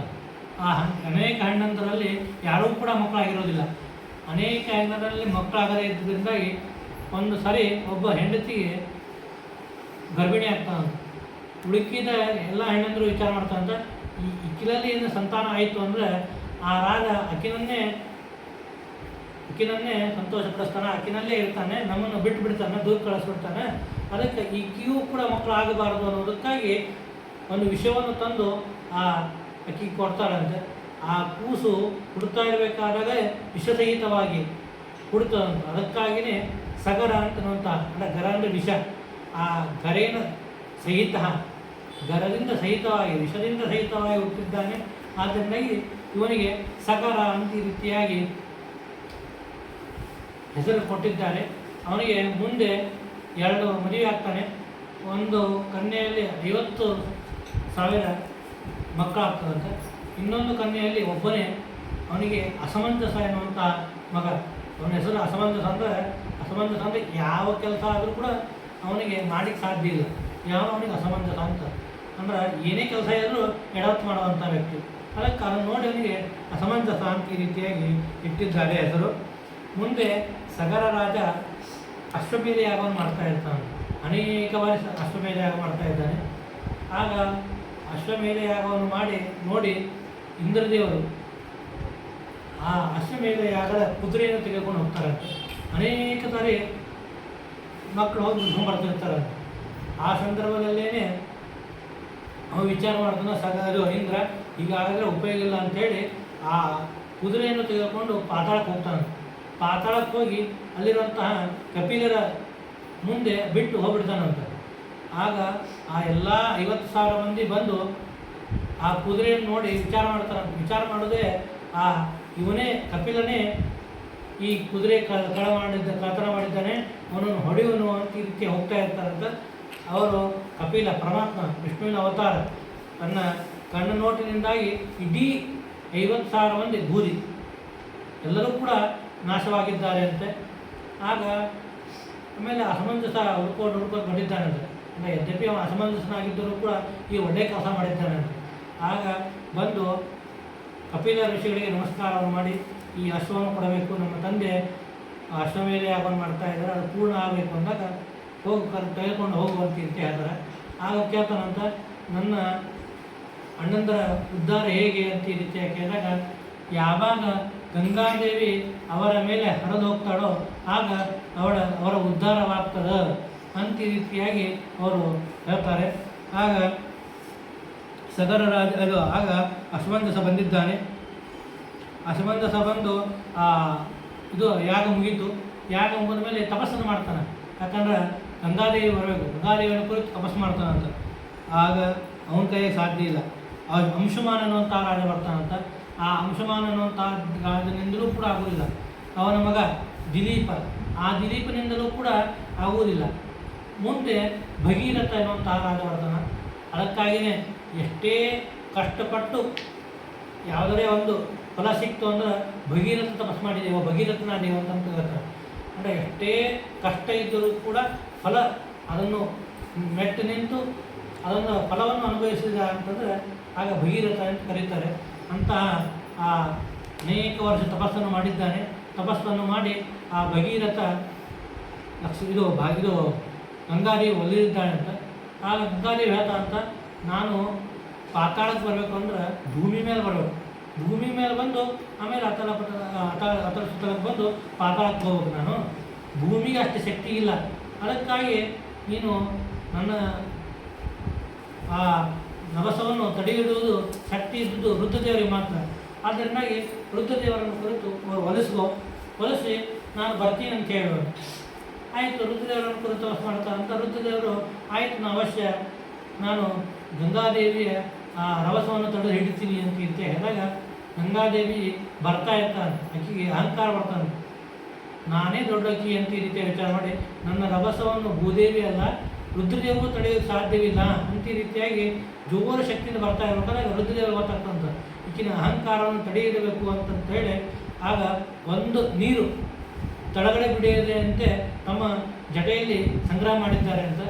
ಆಗ ಅಂತ ನಿಮ್ಮ ಇಬ್ಬರು ಜಗಳದಲ್ಲಿ ನಮಗೆ ಯಾಕೆ ತ್ರಾಸ ಕೊಡ್ತೀರಿ ಅಂಥೇಳಿ ಭಗೀರಥ ಮತ್ತು ರುದ್ರದೇವರನ್ನು ಕುರಿತು ತಪಸ್ಸನ್ನು ಮಾಡಿ ಈ ಗಂಗಾದೇವಿಯನ್ನು ಬಿಡಬೇಕು ಅಂತ ಈ ರೀತಿ ಹೇಳಿದಾಗ ಆಗ ಗಂಗಾದೇವಿಯನ್ನು ತಮ್ಮ ಒಂದು ಜಟದಿಂದಾಗಿ ಬಿಟ್ಟಿದ್ದಾರೆ ಅಂತ. ಆಗ ಮುಂದೆ ಬರ್ತಾ ಇದ್ದಾರೆ ಅಂದರೆ ಭಗೀರಥ ಮುಂದೆ ರಥವನ್ನು ಹೋಗ್ತಾ ಇದ್ದಂತೆ ಹಿಂದೆ ಗಂಗಾದೇವಿ ಬರಲಿಕ್ಕೆ ಅಲ್ಲಿ ಒಬ್ಬ ರಾಜ ಜನ್ಮರಾಜ, ಆ ಜನ್ಮರಾಜ ಅವನ ಇದಕ್ಕೆ ಬಂದಿದ್ದಾರೆ ಅಂತ. ಗಂಗಾದೇವಿ ಅವನ ಮೇಲೆ ಹೋಗಿದ್ದರಿಂದಾಗಿ ಅವ ಅಪೋಷಣೆಯಿಂದ ಎಲ್ಲವನ್ನೂ ಕೂಡ ಗಂಗಾ ನೀರು ಪೂರ್ತಿ ಹನಿನೂ ಇಲ್ಲ ಕುಡಿದ್ಬಿಟ್ಟಂತ. ಅಂತಹ ಸಾಮರ್ಥ್ಯ ಇರುವಂಥ ಗಂಗಾದೇವಿಯನ್ನೇ ಇಡೀ ಗಂಗಾವನ್ನು ಪಾನ ಮಾಡುವಂತಹ ಸಾಮರ್ಥ್ಯ ಉಳ್ಳಂಥ ಒಬ್ಬ ವ್ಯಕ್ತಿ. ಆಗ ಅಂತ ಇಷ್ಟು ನಾನು ತಪಸ್ಸನ್ನು ಮಾಡಿದ್ದೇನೆ, ಅದಕ್ಕೆ ನೀವು ಹಿಂಗೆ ಮಾಡಬಾರ್ದು, ಅನುಗ್ರಹ ಮಾಡಬೇಕು ಅಂತ ಈ ರೀತಿಯ ಭಗೀರಥ ಕೇಳಿದಾಗ ತನ್ನ ಕಿವಿಯಿಂದಾಗಿ ಗಂಗಾದೇವಿಯನ್ನು ಬಿಟ್ಟಿದ್ದ ಅಂತ.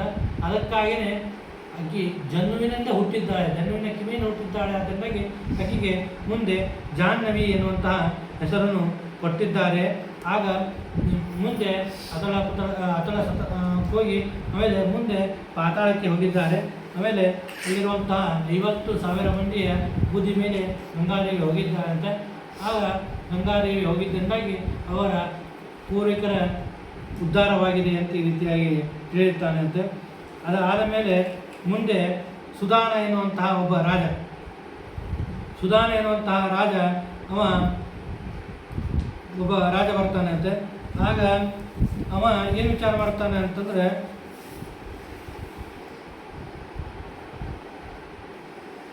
ಒಂದು ಸಾರಿ ಅವರಿಗೆ ಮತ್ತು ವಶಿಷ್ಠರಿಗೆ ವೈಮನಸ್ಸು ಬರ್ತಾನಂತೆ.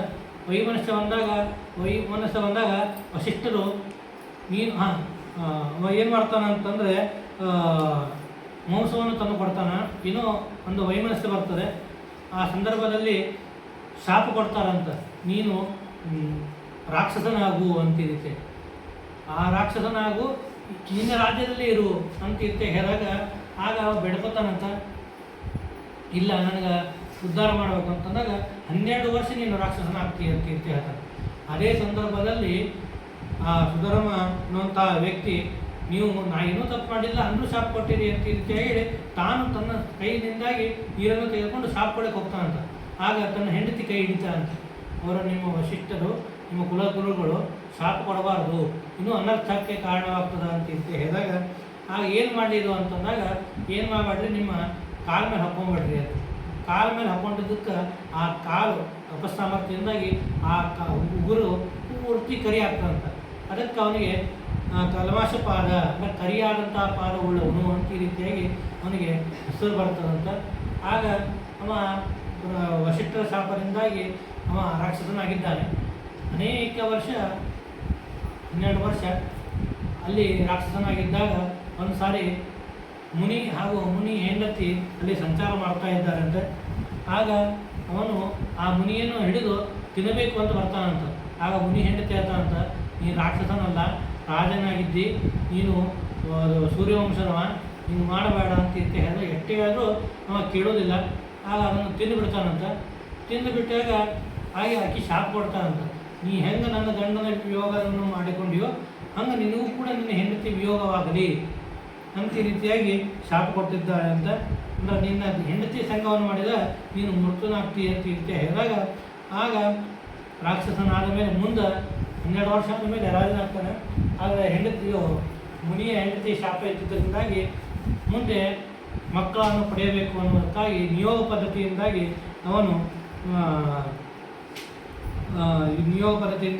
ಅವನು ಮಕ್ಕಳನ್ನು ಪಡೆದಿದ್ದಾನೆ ಅಂತ ಇಂತೆ ತಿಳುತ್ತೇವೆ. ಮುಂದೆ ಇದೇ ವಂಶದಲ್ಲಿ ನಿಮಿರಾಜ ಎನ್ನುವಂತಹ ವ್ಯಕ್ತಿಯು ಬಂದಿದ್ದಾನೆ ಅಂತೆ. ಅವ ನಿಮಿರಾಜ ಏನು ಮಾಡ್ತಾನಂತಂದ್ರೆ ವಶಿಷ್ಠರಿಗೆ ಹೋಗಿ ಕೇಳ್ತಾನಂತೆ, ಇಲ್ಲ ನಾನು ಒಂದು ಯಾಗವನ್ನು ಮಾಡಬೇಕು, ಆ ಯಾಗವನ್ನು ಮಾಡಿಸ್ಲಿಕ್ಕೆ ಬರಬೇಕು ಅಂತ ಹೇಳಿದಾಗ ಅವ್ರು ಹೇಳ್ತಾರಂತ, ಇಲ್ಲಪ್ಪ ಇಂದ್ರ ಒಂದು ಯಾಗವನ್ನು ಮಾಡ್ತಾ ಇದ್ದಾನೆ, ಆ ಯಾಗ ಮುಗಿದ ಮೇಲೆ ನೀನು ಯಾಗವನ್ನು ಮಾಡಿಸ್ತೀನಿ ಅಂತಂದಾಗ ಶುಭಶ್ಚ ಶೀಘ್ರಂ ಅಂತ ಈ ರೀತಿಯಾಗಿ ಇಟ್ಕೊಂಡು ಅವ ಯಾವುದೇ ಕಾರ್ಯವನ್ನು ಮಾಡಬೇಕಾದ್ರೂ ಕೂಡ ಶೀಘ್ರದಲ್ಲೇ ಮಾಡಬೇಕು, ವಶಿಷ್ಠರನ್ನು ಕಾಯೋ ಕಾರಣಿಲ್ಲ, ಬೇರೆ ಪುರೋಹಿತರನ್ನು ಕರೆದು ಮಾಡಿಸ್ಬಿಡೋಣ ಅಂತ ಈ ರೀತಿಯಾಗಿ ಮಾಡಿಸ್ತಾನಂತೆ. ಆಗ ವಶಿಷ್ಠರು ಬಂದು ಗೊತ್ತಾಗ್ತಾರಂತೆ, ನಾ ಹೇಳಿದರೂ ಕೂಡ ನೀ ಕೇಳಿಲ್ಲ, ನೀನು ಶೂದ್ರನಾಗುವಂಥ ಈ ರೀತಿಯಾಗಿ ಶಾಪ ಕೊಟ್ಟಿದ್ದಾರೆ, ಮರಣ ಹೊಂದುವಂಥ ಈ ರೀತಿಯ ಶಾಪ ಕೊಟ್ಟಿದ್ದಾರೆ. ಆಗ ವಶಿಷ್ಠರಿಗೆ ಪರಸ್ಪರವಾಗಿ ಅವನು ಕೂಡ ಶಾಪವನ್ನು ಕೊಟ್ಟಿದ್ದಾನೆ ಅಂತೆ. ಶಾಪ ಕೊಟ್ಟಾಗ ಮುಂದೆ ಅವರು ಪುನರ್ಜನ್ಮವನ್ನು ತಾಳಿದ್ದಾರೆ ಅಂತ ಈ ರೀತಿಯಾಗಿ ನಾವು ಇಲ್ಲಿ ತಿಳಿದುಕೊಳ್ಳಬೇಕು. ಮುಂದೆ ಇದೇ ವಂಶದಲ್ಲಿ ಜನಕ ರಾಜ ಹಾಗೂ ಜಾನಕಿ ಇತ್ಯಾದಿಗಳು ಹುಟ್ಟಿದ್ದಾರೆ ಅಂತ ಈ ರೀತಿ ಹೇಳಿ ಈ ಸೂರ್ಯವಂಶವನ್ನು ಇಲ್ಲಿ ಮುಗಿಸ್ತಾ ಇದ್ದಾರೆ. ಮುಂದೆ ಚಂದ್ರವಂಶದವನ್ನು ಹೇಳ್ತಾ ಇದ್ದಾರೆ. ಸೂರ್ಯವಂಶ ಹೇಗೆ ಪರಮಾತ್ಮನಿಂದಾಗಿ ಹುಟ್ಟಿದೆಯೋ ಅದೇ ರೀತಿಯಾಗಿ ಚಂದ್ರವಂಶವು ಕೂಡ ಮೂಲಭೂತನಾದವನು ಪರಮಾತ್ಮನೇ. ನಾರಾಯಣ ಬ್ರಹ್ಮ, ಅಲ್ಲಿ ಮರೀಚಿ ಋಷಿಗಳಿದ್ದರು, ಆದರೆ ಮರೀಚಿ ಋಷಿಗಳೆಲ್ಲ ಇಲ್ಲಿ ಅತ್ರಿ ಋಷಿಗಳು.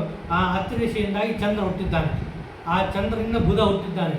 ಈ ಬುಧನೇ ಆ ವೈವಸ್ವತವಿನ ಮನುವಿನ ಮಗನಾದಂತಹ ಯಾರು ಸುದ್ಯುಮ್ನ, ಅವನು ಹೆಣ್ಣಾದಾಗ ಏನು ಇಲ್ಲ ಅಂತಾಗಿದ್ದಲೋ ಅವಳನ್ನು ಮದುವೆಯಾಗಿ ಪುರೂರವನನ್ನು ಪಡೆದಿದ್ದಾರೆ.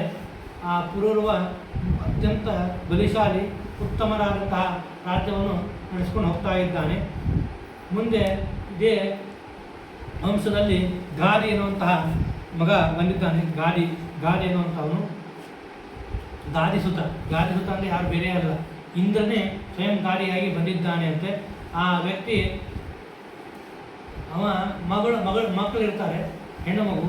ಆ ಹೆಣ್ಣು ಮಗುವನ್ನು ಮದುವೆ ಆಗಬೇಕು ಅಂತೇಳಿ ರುಚಿಕ ಋಷಿಗಳು ಅಂತ ಮಹಾತಪಸ್ವಿಗಳು, ಅಂತಹ ರುಚಿಕ ಋಷಿಗಳು ಬಂದು ಗಾದಿಸುತನಿಗೆ ಹೇಳ್ತಾನಂತೆ, ನಿನ್ನ ಮಗಳನ್ನು ಮದುವೆ ಮಾಡಿಕೊಳ್ಬೇಕು ಅಂದಾಗ ಆಗ ಅವರು ಷರತ್ತು, ಕನ್ಯಾ ವರದಕ್ಷಿಣೆ ಹೆಂಗಂತೋ ಹಂಗೆ ವರದಕ್ಷಿಣೆ ಅಂತೇಳಿ ನೀವು ನಮ್ಗೆ ಕೊಡಬೇಕು ಅಂತ ಇರ್ತಾರೆ.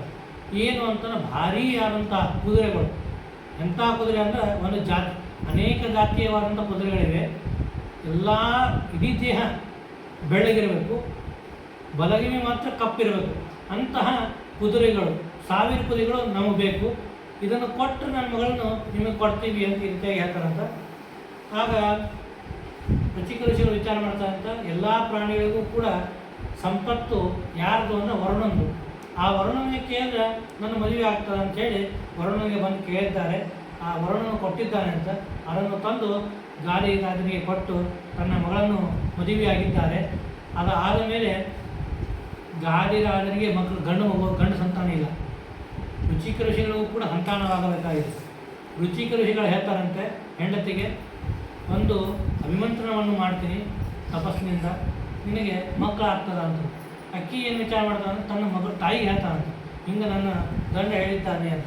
ಅದಕ್ಕೆ ಅವರ ಅಂತ ನನಗೂ ಒಂದು ಅಭಿಮಂತ್ರಿತವಾದಂಥ ಪಾಯಸವನ್ನು ಕೊಡ್ರಿ, ನಮಗೂ ಒಂದು ಸಂತಾನ ಇಲ್ಲ ಅಂತ ಹೇಳಿದಾಗ ಆಗ ಆಯಿತು ಅಂಥೇಳಿ ಋಷಿಗಳು 2 ಪಾಯಸವನ್ನು ಮಾಡಿ ಅಭಿಮಂತ್ರಣವನ್ನು ಮಾಡಿ ಒಂದು ಹೆಣ್ಣಿಗೆ, ತನ್ನ ಹೆಂಡತಿಗೆ ಮತ್ತು ತನ್ನ ಅತ್ತಿಗೆಯನ್ನು ಕೊಟ್ಟಿದ್ದಾರೆ. ಅದಾದ ಮೇಲೆ ಇದನ್ನೇ ಕುಡಿಬೇಕು ಅಂತ ಹೇಳಿಕೊಟ್ಟಿರ್ತಾರಂತೆ. ಆಗ ತಾಯಿ ವಿಚಾರ ಮಾಡ್ತಾರಂತ, ಏನೇ ಇದ್ದರೂ ಅತ್ತಿಗಿಂತ ತಮ್ಮ ಹೆಂಡತಿ ಮೇಲೆ ಪ್ರೀತಿ ಜಾಸ್ತಿ, ನಮಗೆ ಏನೋ ಒಂದು ಅಭಿಮಂತ್ರಣ ಮಾಡಿ ಕೊಟ್ಟಿರ್ತಾರೆ, ಅವರಿಗೆ ವಿಶೇಷವಾಗಿ ಮಂತ್ರವನ್ನು ಹಾಕಿ ಉತ್ತಮನಾದಂಥ ಮಗ ಹುಟ್ಟಬೇಕು ಅಂತ ಕೊಟ್ಟಿರ್ತಾರೆ. ಅದಕ್ಕೆ ಅಕ್ಕಿ ಏನು ಮಾಡ್ತಾನೆ, ತನ್ನ ಮಗಳ ಮನೆ ಬಂದು ನಿನ್ನ ಪಾಯಸ ನನಗೆ ಕೊಡು, ನನ್ನ ಪಾಯಸ ನೀ ಕುಡಿ ಅಂತ ಹೇಳ್ತಾರೆ. ಅಕ್ಕಿ ಭಾಳ ವಿಚಾರ ಮಾಡೋದಲ್ಲ, ತಾಯಿ ಇದು ಮಗಳು ಕೊಟ್ಟು ಬಿಡ್ತಾಳೆ. ಆಗ ಋಷಿಗಳು ಬರ್ತಾರೆ, ನಿಮ್ಮ ಪಾಯಸವನ್ನು ಕುಡಿದ್ರೆ ಏನು ಅಂತ ಕೇಳ್ತಾರೆ. ಆಯಿತು ಕುಡ್ದೀವಿ, ಆದ್ರೆ ಸ್ವಲ್ಪ ಅದಲು ಬದಲು ಮಾಡಿಕೊಡ್ತೀವಿ ಅಂತ. ಆಗ ಋಷಿಗಳು ಬೈತಾರೆ ಹೆಂಡತಿ, ತಪ್ಪೇನು ಮಾಡಿದೆ ಅಂತಂದ್ರೆ, ನಾವು ಋಷಿಗಳು, ನಮಗೆ ಎಂಥ ಮಗು ಬೇಕು, ಸಾತ್ವಿಕನಾದಂತಹ ಮತ್ತು ಬ್ರಹ್ಮಚರ್ಯದಲ್ಲಿರುವ ಮತ್ತು ಯಜ್ಞ ತಪಸ್ಸನ್ನು ಮಾಡುವಂಥ ಮಗ ಹುಟ್ಟಬೇಕು ಅನ್ನೋದಕ್ಕಾಗಿ ಅಂತಹ ಮಗನನ್ನು ಹುಟ್ಟುವಂತಹ ಅಭಿಮಂತ್ರಿತವಾದಂಥ ಪಾಯಸವನ್ನು ನಿನಗೆ ಕೊಟ್ಟಿದ್ದೆ. ಅವರು ಕ್ಷತ್ರಿಯರು, ಅವರು ವೀರರಾಗಿರಬೇಕು, ಕೋಪ ಇರಬೇಕು. ಯಾಕಂದರೆ ಶತ್ರುಗಳು ಬಂದಾಗ ಆ ಕೋಪದಿಂದ ಅವರನ್ನು ನಾಶ ಮಾಡುವಂಥ ಸಾಮರ್ಥ್ಯ ಇರಬೇಕು. ಸಾಮರ್ಥ್ಯ, ಕೋಪ ಎಲ್ಲವೂ ಇರುವಂಥ ಅಭಿಮಂತ್ರಿತವಾದಂಥ ಆ ಪಾಯಸವನ್ನು ನೀರು ಕುಡಿದು ನಿನ್ನ ಮಗ ಕೋಪಿಷ್ಟನ ಆಗ್ತಾನ ಅಂತ ಈ ರೀತಿ ಹೇಳ್ತಾರೆ. ಆಗ ಆಕಿ ಬಿಡ್ಕೋತಾಳಂತ ರುಚಿಕರ ಜೊತೆ ಹೆಂಡತಿ, ಹೆಂಗಾದರೂ ಮಾಡಿ ನಮ್ಮನ್ನು ಅನುಗ್ರಹ ಮಾಡಬೇಕು ಅಂದಾಗ, ನಿನ್ನ ಮಗ ಕೋಪಿಷ್ಟನ ಆಗದೇ ಇದ್ದರೂ ಕೂಡ ನಿನ್ನ ಮೊಮ್ಮಗ ಮಾತ್ರ ಅನಾವತ ಕೋಪಿಷ್ಟ. ಎಷ್ಟು ಅಂತಂದ್ರೆ ಇಡೀ ಕ್ಷತ್ರಿಯರ ನಾಶವನ್ನು ಮಾಡುವಂಥ ಮೊಮ್ಮಗ ಹುಡ್ತಾನೆ ಅಂದಾಗ ಆಕೆ ಸಮಾಧಾನ ಆಗ್ತದೆ. ಯಾಕಂದ್ರೆ ಮಗನ ರಕ್ಷಣೆ ಮಾಡೋದ್ರಾಗೆ ನಮ್ಗೆ ಮುಗಿದೋಗ್ತದೆ. ಮೊಮ್ಮಗ ಅಂದರೆ ಅವ್ರ ತಾಯಿ ನೋಡ್ಕೋತಾಳೆ, ಆಯ್ತು ಅಂತ ಸಂತೋಷ ಪಡ್ತಾರಂತ. ಈ ರುಚಿಕ ರಸಗಳ ಮಕ್ಕಳೇ ಜಮದಗ್ನಿ ಋಷಿಗಳು. ಆ ಇನ್ನೊಬ್ಬರ ಗಾದಿಯ ಮಗ ವಿಶ್ವಾಮಿತ್ರರಾಗಿ ಹುಟ್ಟಿದ್ದಾರೆ. ಮುಂದೆ ಗಾದಿಯ ಮಗಳಾಗಿ ವಿಶ್ವಾಮಿತ್ರರು ಹುಟ್ಟಿದ್ದಾರೆ. ಅಂದರೆ ಖರೆ ಅವರು ವಿಶ್ವಾಮಿತ್ರರು ಬ್ರಾಹ್ಮಣರಾಗಿ ಹುಟ್ಟಬೇಕಾಗಿತ್ತು, ಬ್ರಾಹ್ಮಣ ಜಾತಿಯಲ್ಲಿ ಹುಟ್ಟಿ ಬ್ರಾಹ್ಮಣರಾಗಬೇಕಾಗಿತ್ತು. ಆದರೆ ತನ್ನ ತಾಯಿಯ ಮಾಡಿರುವಂತಹ ತಪ್ಪು ಆದ್ದರಿಂದಲೇ ಅವರು 44,000 ವರ್ಷ 44,000 ವರ್ಷ ತಪಸ್ಸನ್ನು ಮಾಡಿ ಬ್ರಹ್ಮರ್ಷಿ ಆಗುವಂತಹ ಇದು ಬಂತು. ಅಂದರೆ ತಾಯಿಯ ಒಂದು ತಪ್ಪಿನಿಂದಾಗಿ ಈ ಕೆಲಸವಾಗಿದೆ ಅಂತ ನಾವು ತಿಳಿದುಕೊಳ್ಳಬೇಕು. ಮುಂದೆ ವಿಶ್ವಾಮಿತ್ರ ಕಥೆಯನ್ನು ಹೇಳ್ತಾರೆ. ವಿಶ್ವಾಮಿತ್ರರು ವಸಿಷ್ಠ ಋಷಿಗಳ ಮನೆಗೆ ಬಂದಿರ್ತಾರೆ. ವಸಿಷ್ಠ ಋಷಿಗಳ ಮನೆಗೆ ಬಂದಾಗ ಅಲ್ಲಿ ಆತಿಥ್ಯವನ್ನು ಮಾಡಬೇಕು ಅಂತ ಇರುತ್ತೆ. ವಸಿಷ್ಠರು ಹೇಳಿದಾಗ, ನಾವು ಅನೇಕ ಬಂದಿದ್ದೀವಿ, ನೀವು ಋಷಿಗಳು ಬೇಡ ಅಂತ ಇರುತ್ತೆ ಹೇಳ್ತಾರಂತೆ. ಇನ್ನು ವಿಶ್ವಾಮಿತ್ರ ಆಗಿರೋದಿಲ್ಲ, ರಾಜನಾಗಿರ್ತಾರೆ. ಆಗ ಇಲ್ಲ, ನಾವೆಲ್ಲ ವ್ಯವಸ್ಥೆ ಮಾಡ್ತೀವಿ ಅಂತ ಇರುತ್ತೆ ಹೇಳಿದಾಗ, ಅಲ್ಲಿ ವಸಿಷ್ಠರ ಮನೆಯಲ್ಲಿ ಒಂದು ನಂದಿನಿ ಅಂತ ಇರ್ತಾರಂತ, ಆಕಳು, ಕಾಮಧೇನುವಿನ ಮಗಳು. ಅತ್ಯಂತ ಬರೀ ಹಾಲಲ್ಲ, ಏನು ಬೇಕಾದಿದ್ದು ಅದೆಲ್ಲವೂ ಕೊಡುವಂತಹ ಅತ್ಯಂತವಾದಂತಹ ಉತ್ತಮವಾದಂತಹ ನಂದಿನಿ ಅವರಿಗೆ ಬಂದು ಬೇಡ್ಕೋತಾರಂತ. ಹಿಂಗೆ ಅತಿಥಿಗಳು ಬಂದಿದ್ದಾರೆ, ಅನುಗ್ರಹ ಮಾಡಬೇಕು ಅಂದಾಗ ಉಪ್ಪು ಎಲೆಯನ್ನು ಹಿಡ್ಕೊಂಡು ಮೊಸರು ಅನ್ನೋ ತನಕ ಏನೇನು ಬೇಕು ಭಕ್ಷ್ಯಭೋಜಗಳು ಎಲ್ಲವೂ ಕೂಡ ತಯಾರಾಗ್ತದೆ ಕ್ಷಣದಲ್ಲೇ. ಅದನ್ನು ನೋಡಿ ವಿಶ್ವಾಮಿತ್ರರಿಗೆ ಆಶ್ಚರ್ಯ ಆಗ್ತದೆ. ಏನಿದು ಇಷ್ಟು ಸಮಸ್ಯೆ, ಇಷ್ಟು ಒಮ್ಮಲಿಗೆ ಪದಾರ್ಥಗಳ ಸೃಷ್ಟಿ ಆಗುವುದು ಹೇಗೆ ಅಂತ ಇರ್ಬೇಕಾದಾಗ ನಂದಿನಿಯನ್ನು ತೋರಿಸಿ ಹೇಳ್ತಾರಂತ, ಇದೇ ಅನುಗ್ರಹ ಮಾಡುವುದು. ಈ ಹಾಲಿನಿಂದಾಗಿ ಇದನ್ನು ಸಂತೋಷಪಡಿಸಿ ಈ ಹಾಲಿನಿಂದಾಗಿ ನಾವು ಹಾಲನ್ನು ತೆಗೆದುಕೊಂಡು ತುಪ್ಪವನ್ನು ಮಾಡಿ ದೇವತೆಗಳಿಗೆ ಆಹುತಿಯನ್ನು ಕೊಟ್ಟಿದ್ದರಿಂದಾಗಿ ಇಷ್ಟು ಸಾಮರ್ಥ್ಯ ಈಕೆಗೆ ಇದೆ ಅಂತ ಹೇಳ್ತಾರಂತೆ. ಮುಂದೆ ಅವ ವಿಚಾರ ಮಾಡ್ತಾನಂತ, ಇಂಥ ಯಾವುದೇ ಪದಾರ್ಥಗಳು ಉತ್ತಮವಾದದ್ದು ಅಂದರೆ ಅದು ರಾಜನ ವಶದಲ್ಲಿ ಇರಬೇಕು, ತೊಗೊಂಡು ಹೋಗ್ತೀನಿ ಅಂತ ಹೇಳ್ತಾರಂತ. ಆಗ ವಸಿಷ್ಠರು ಬೇಡ ಅಂತ ಹೇಳ್ತಾರೆ. ಅದು ಕೂಡ ಬಲತ್ಕಾರದಿಂದ ತೊಗೊಂಡು ಹೋಗ್ತಾ ಇರಬೇಕಾದಾಗ ಆ ನಂದಿನಿಯ ಒಂದೊಂದು ರೂಮಿನಿಂದಾಗಿ ಅನೇಕ ಸೈನಿಕರು ಹುಟ್ಟಿ ಆ ವಿಶ್ವಾಮಿತ್ರರ ಸೈನ್ಯವನ್ನು ನಾಶವನ್ನು ಮಾಡಿದ್ದಾರೆ ಅಂತ.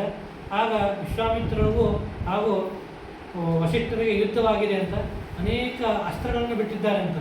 ಅವರು ಏನೂ ಮಾಡಲಿಲ್ಲ ಅಂತ, ತಮ್ಮ ದಂಡವನ್ನು ಅಲ್ಲಿ ಇಟ್ಟಿದ್ದಾರೆ ಅಂತ.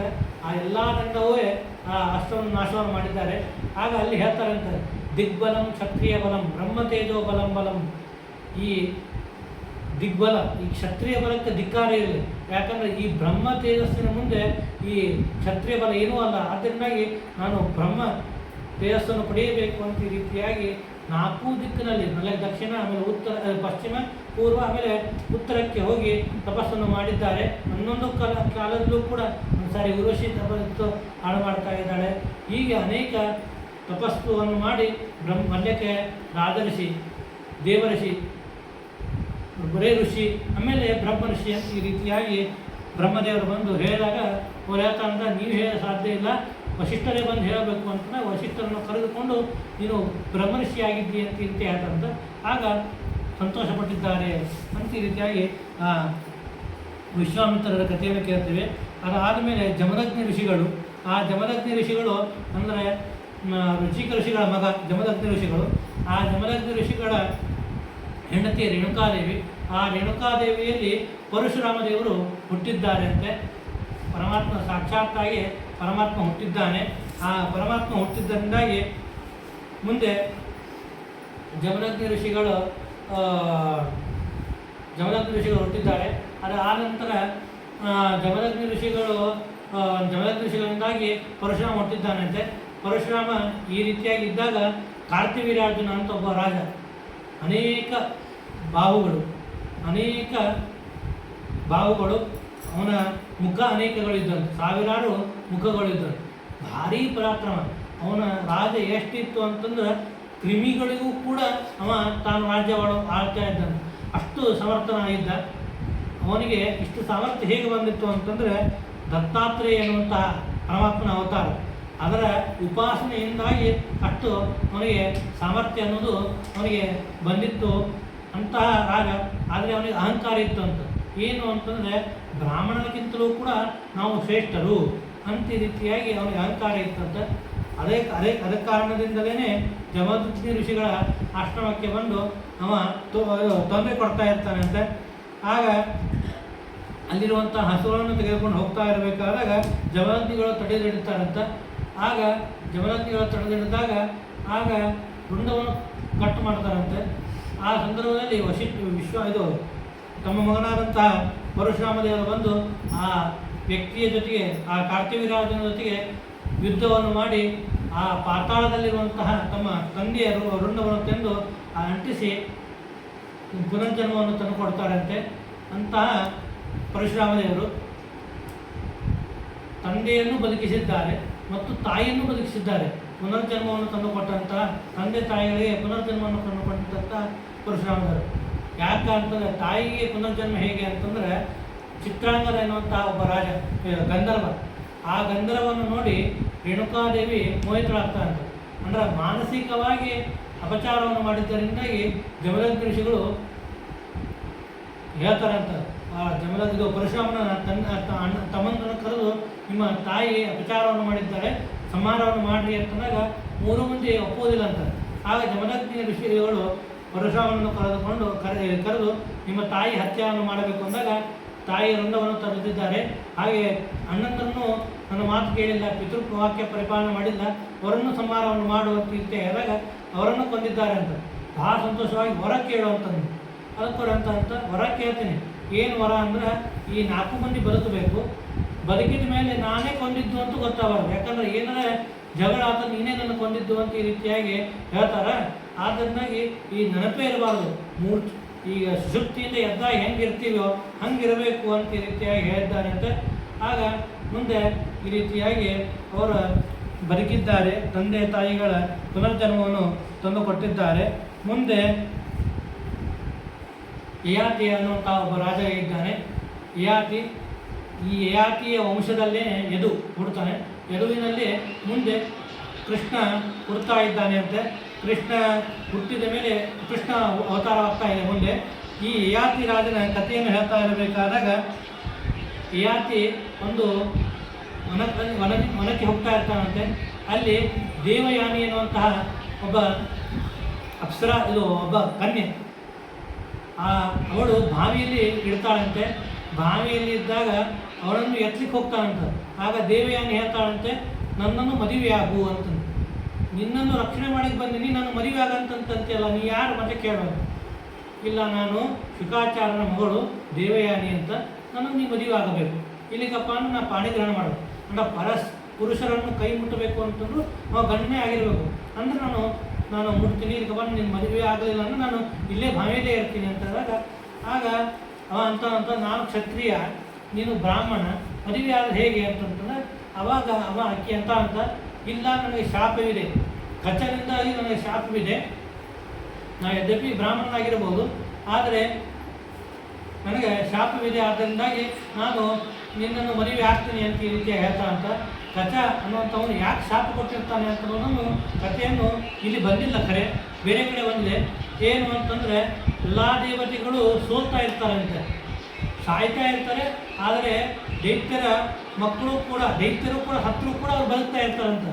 ಯಾಕಂದ್ರೆ ಶುಕಾಚಾರ್ಯರಿಗೆ ಮೃತ ಸಂಜೀವಿನಿ ವಿದ್ಯೆ ಅನ್ನೋದು ಬರ್ತಾ ಇರ್ತದೆ. ಆ ಮೃತ ಸಂಜೀವಿನಿ ವಿದ್ಯಾದಿಂದಾಗಿ ಎಲ್ಲ ದೈತ್ಯರನ್ನು ಕೂಡ ರಕ್ಷಣೆ ಮಾಡ್ತಾ ಇರ್ತಾರೆ ಅಂತೆ. ಆಗ ದೇವತೆಗಳು ಹೇಳ್ತಾರಂತೆ, ಬೃಹಸ್ಪತ್ಯಾಚಾರ್ಯ ಮಗ ಇವ ಕಚ ಅಂದ್ರೆ ಬೇರೆ ಯಾರು ಅಲ್ಲ. ಆಗ ಅವರೆಲ್ಲ ದೇವತೆಗಳು ಹೇಳ್ತಾರಂತೆ, ನೀ ಹೋಗಿ ಅವರ ಕಡೆ ಹೋಗಿ ಮೃತ ಸಂಜೀವಿನಿ ವಿದ್ಯೆಯನ್ನು ಕಳೆದುಕೊಂಡು ಬಾ ಅಂತಂದಾಗ ಆಗ ಕಚ ಹೋಗ್ತಾನಂತ, ಅನೇಕ ಸೇವೆ ಮಾಡ್ತಾನೆ, ಎಲ್ಲ ವಿದ್ಯೆ ಕಲಿತಾನೆ, ಅದು ಮೃತ ಸಂಜೀವಿನಿ ವಿದ್ಯೆಯನ್ನು ಕಲಿಯಲ್ಲ.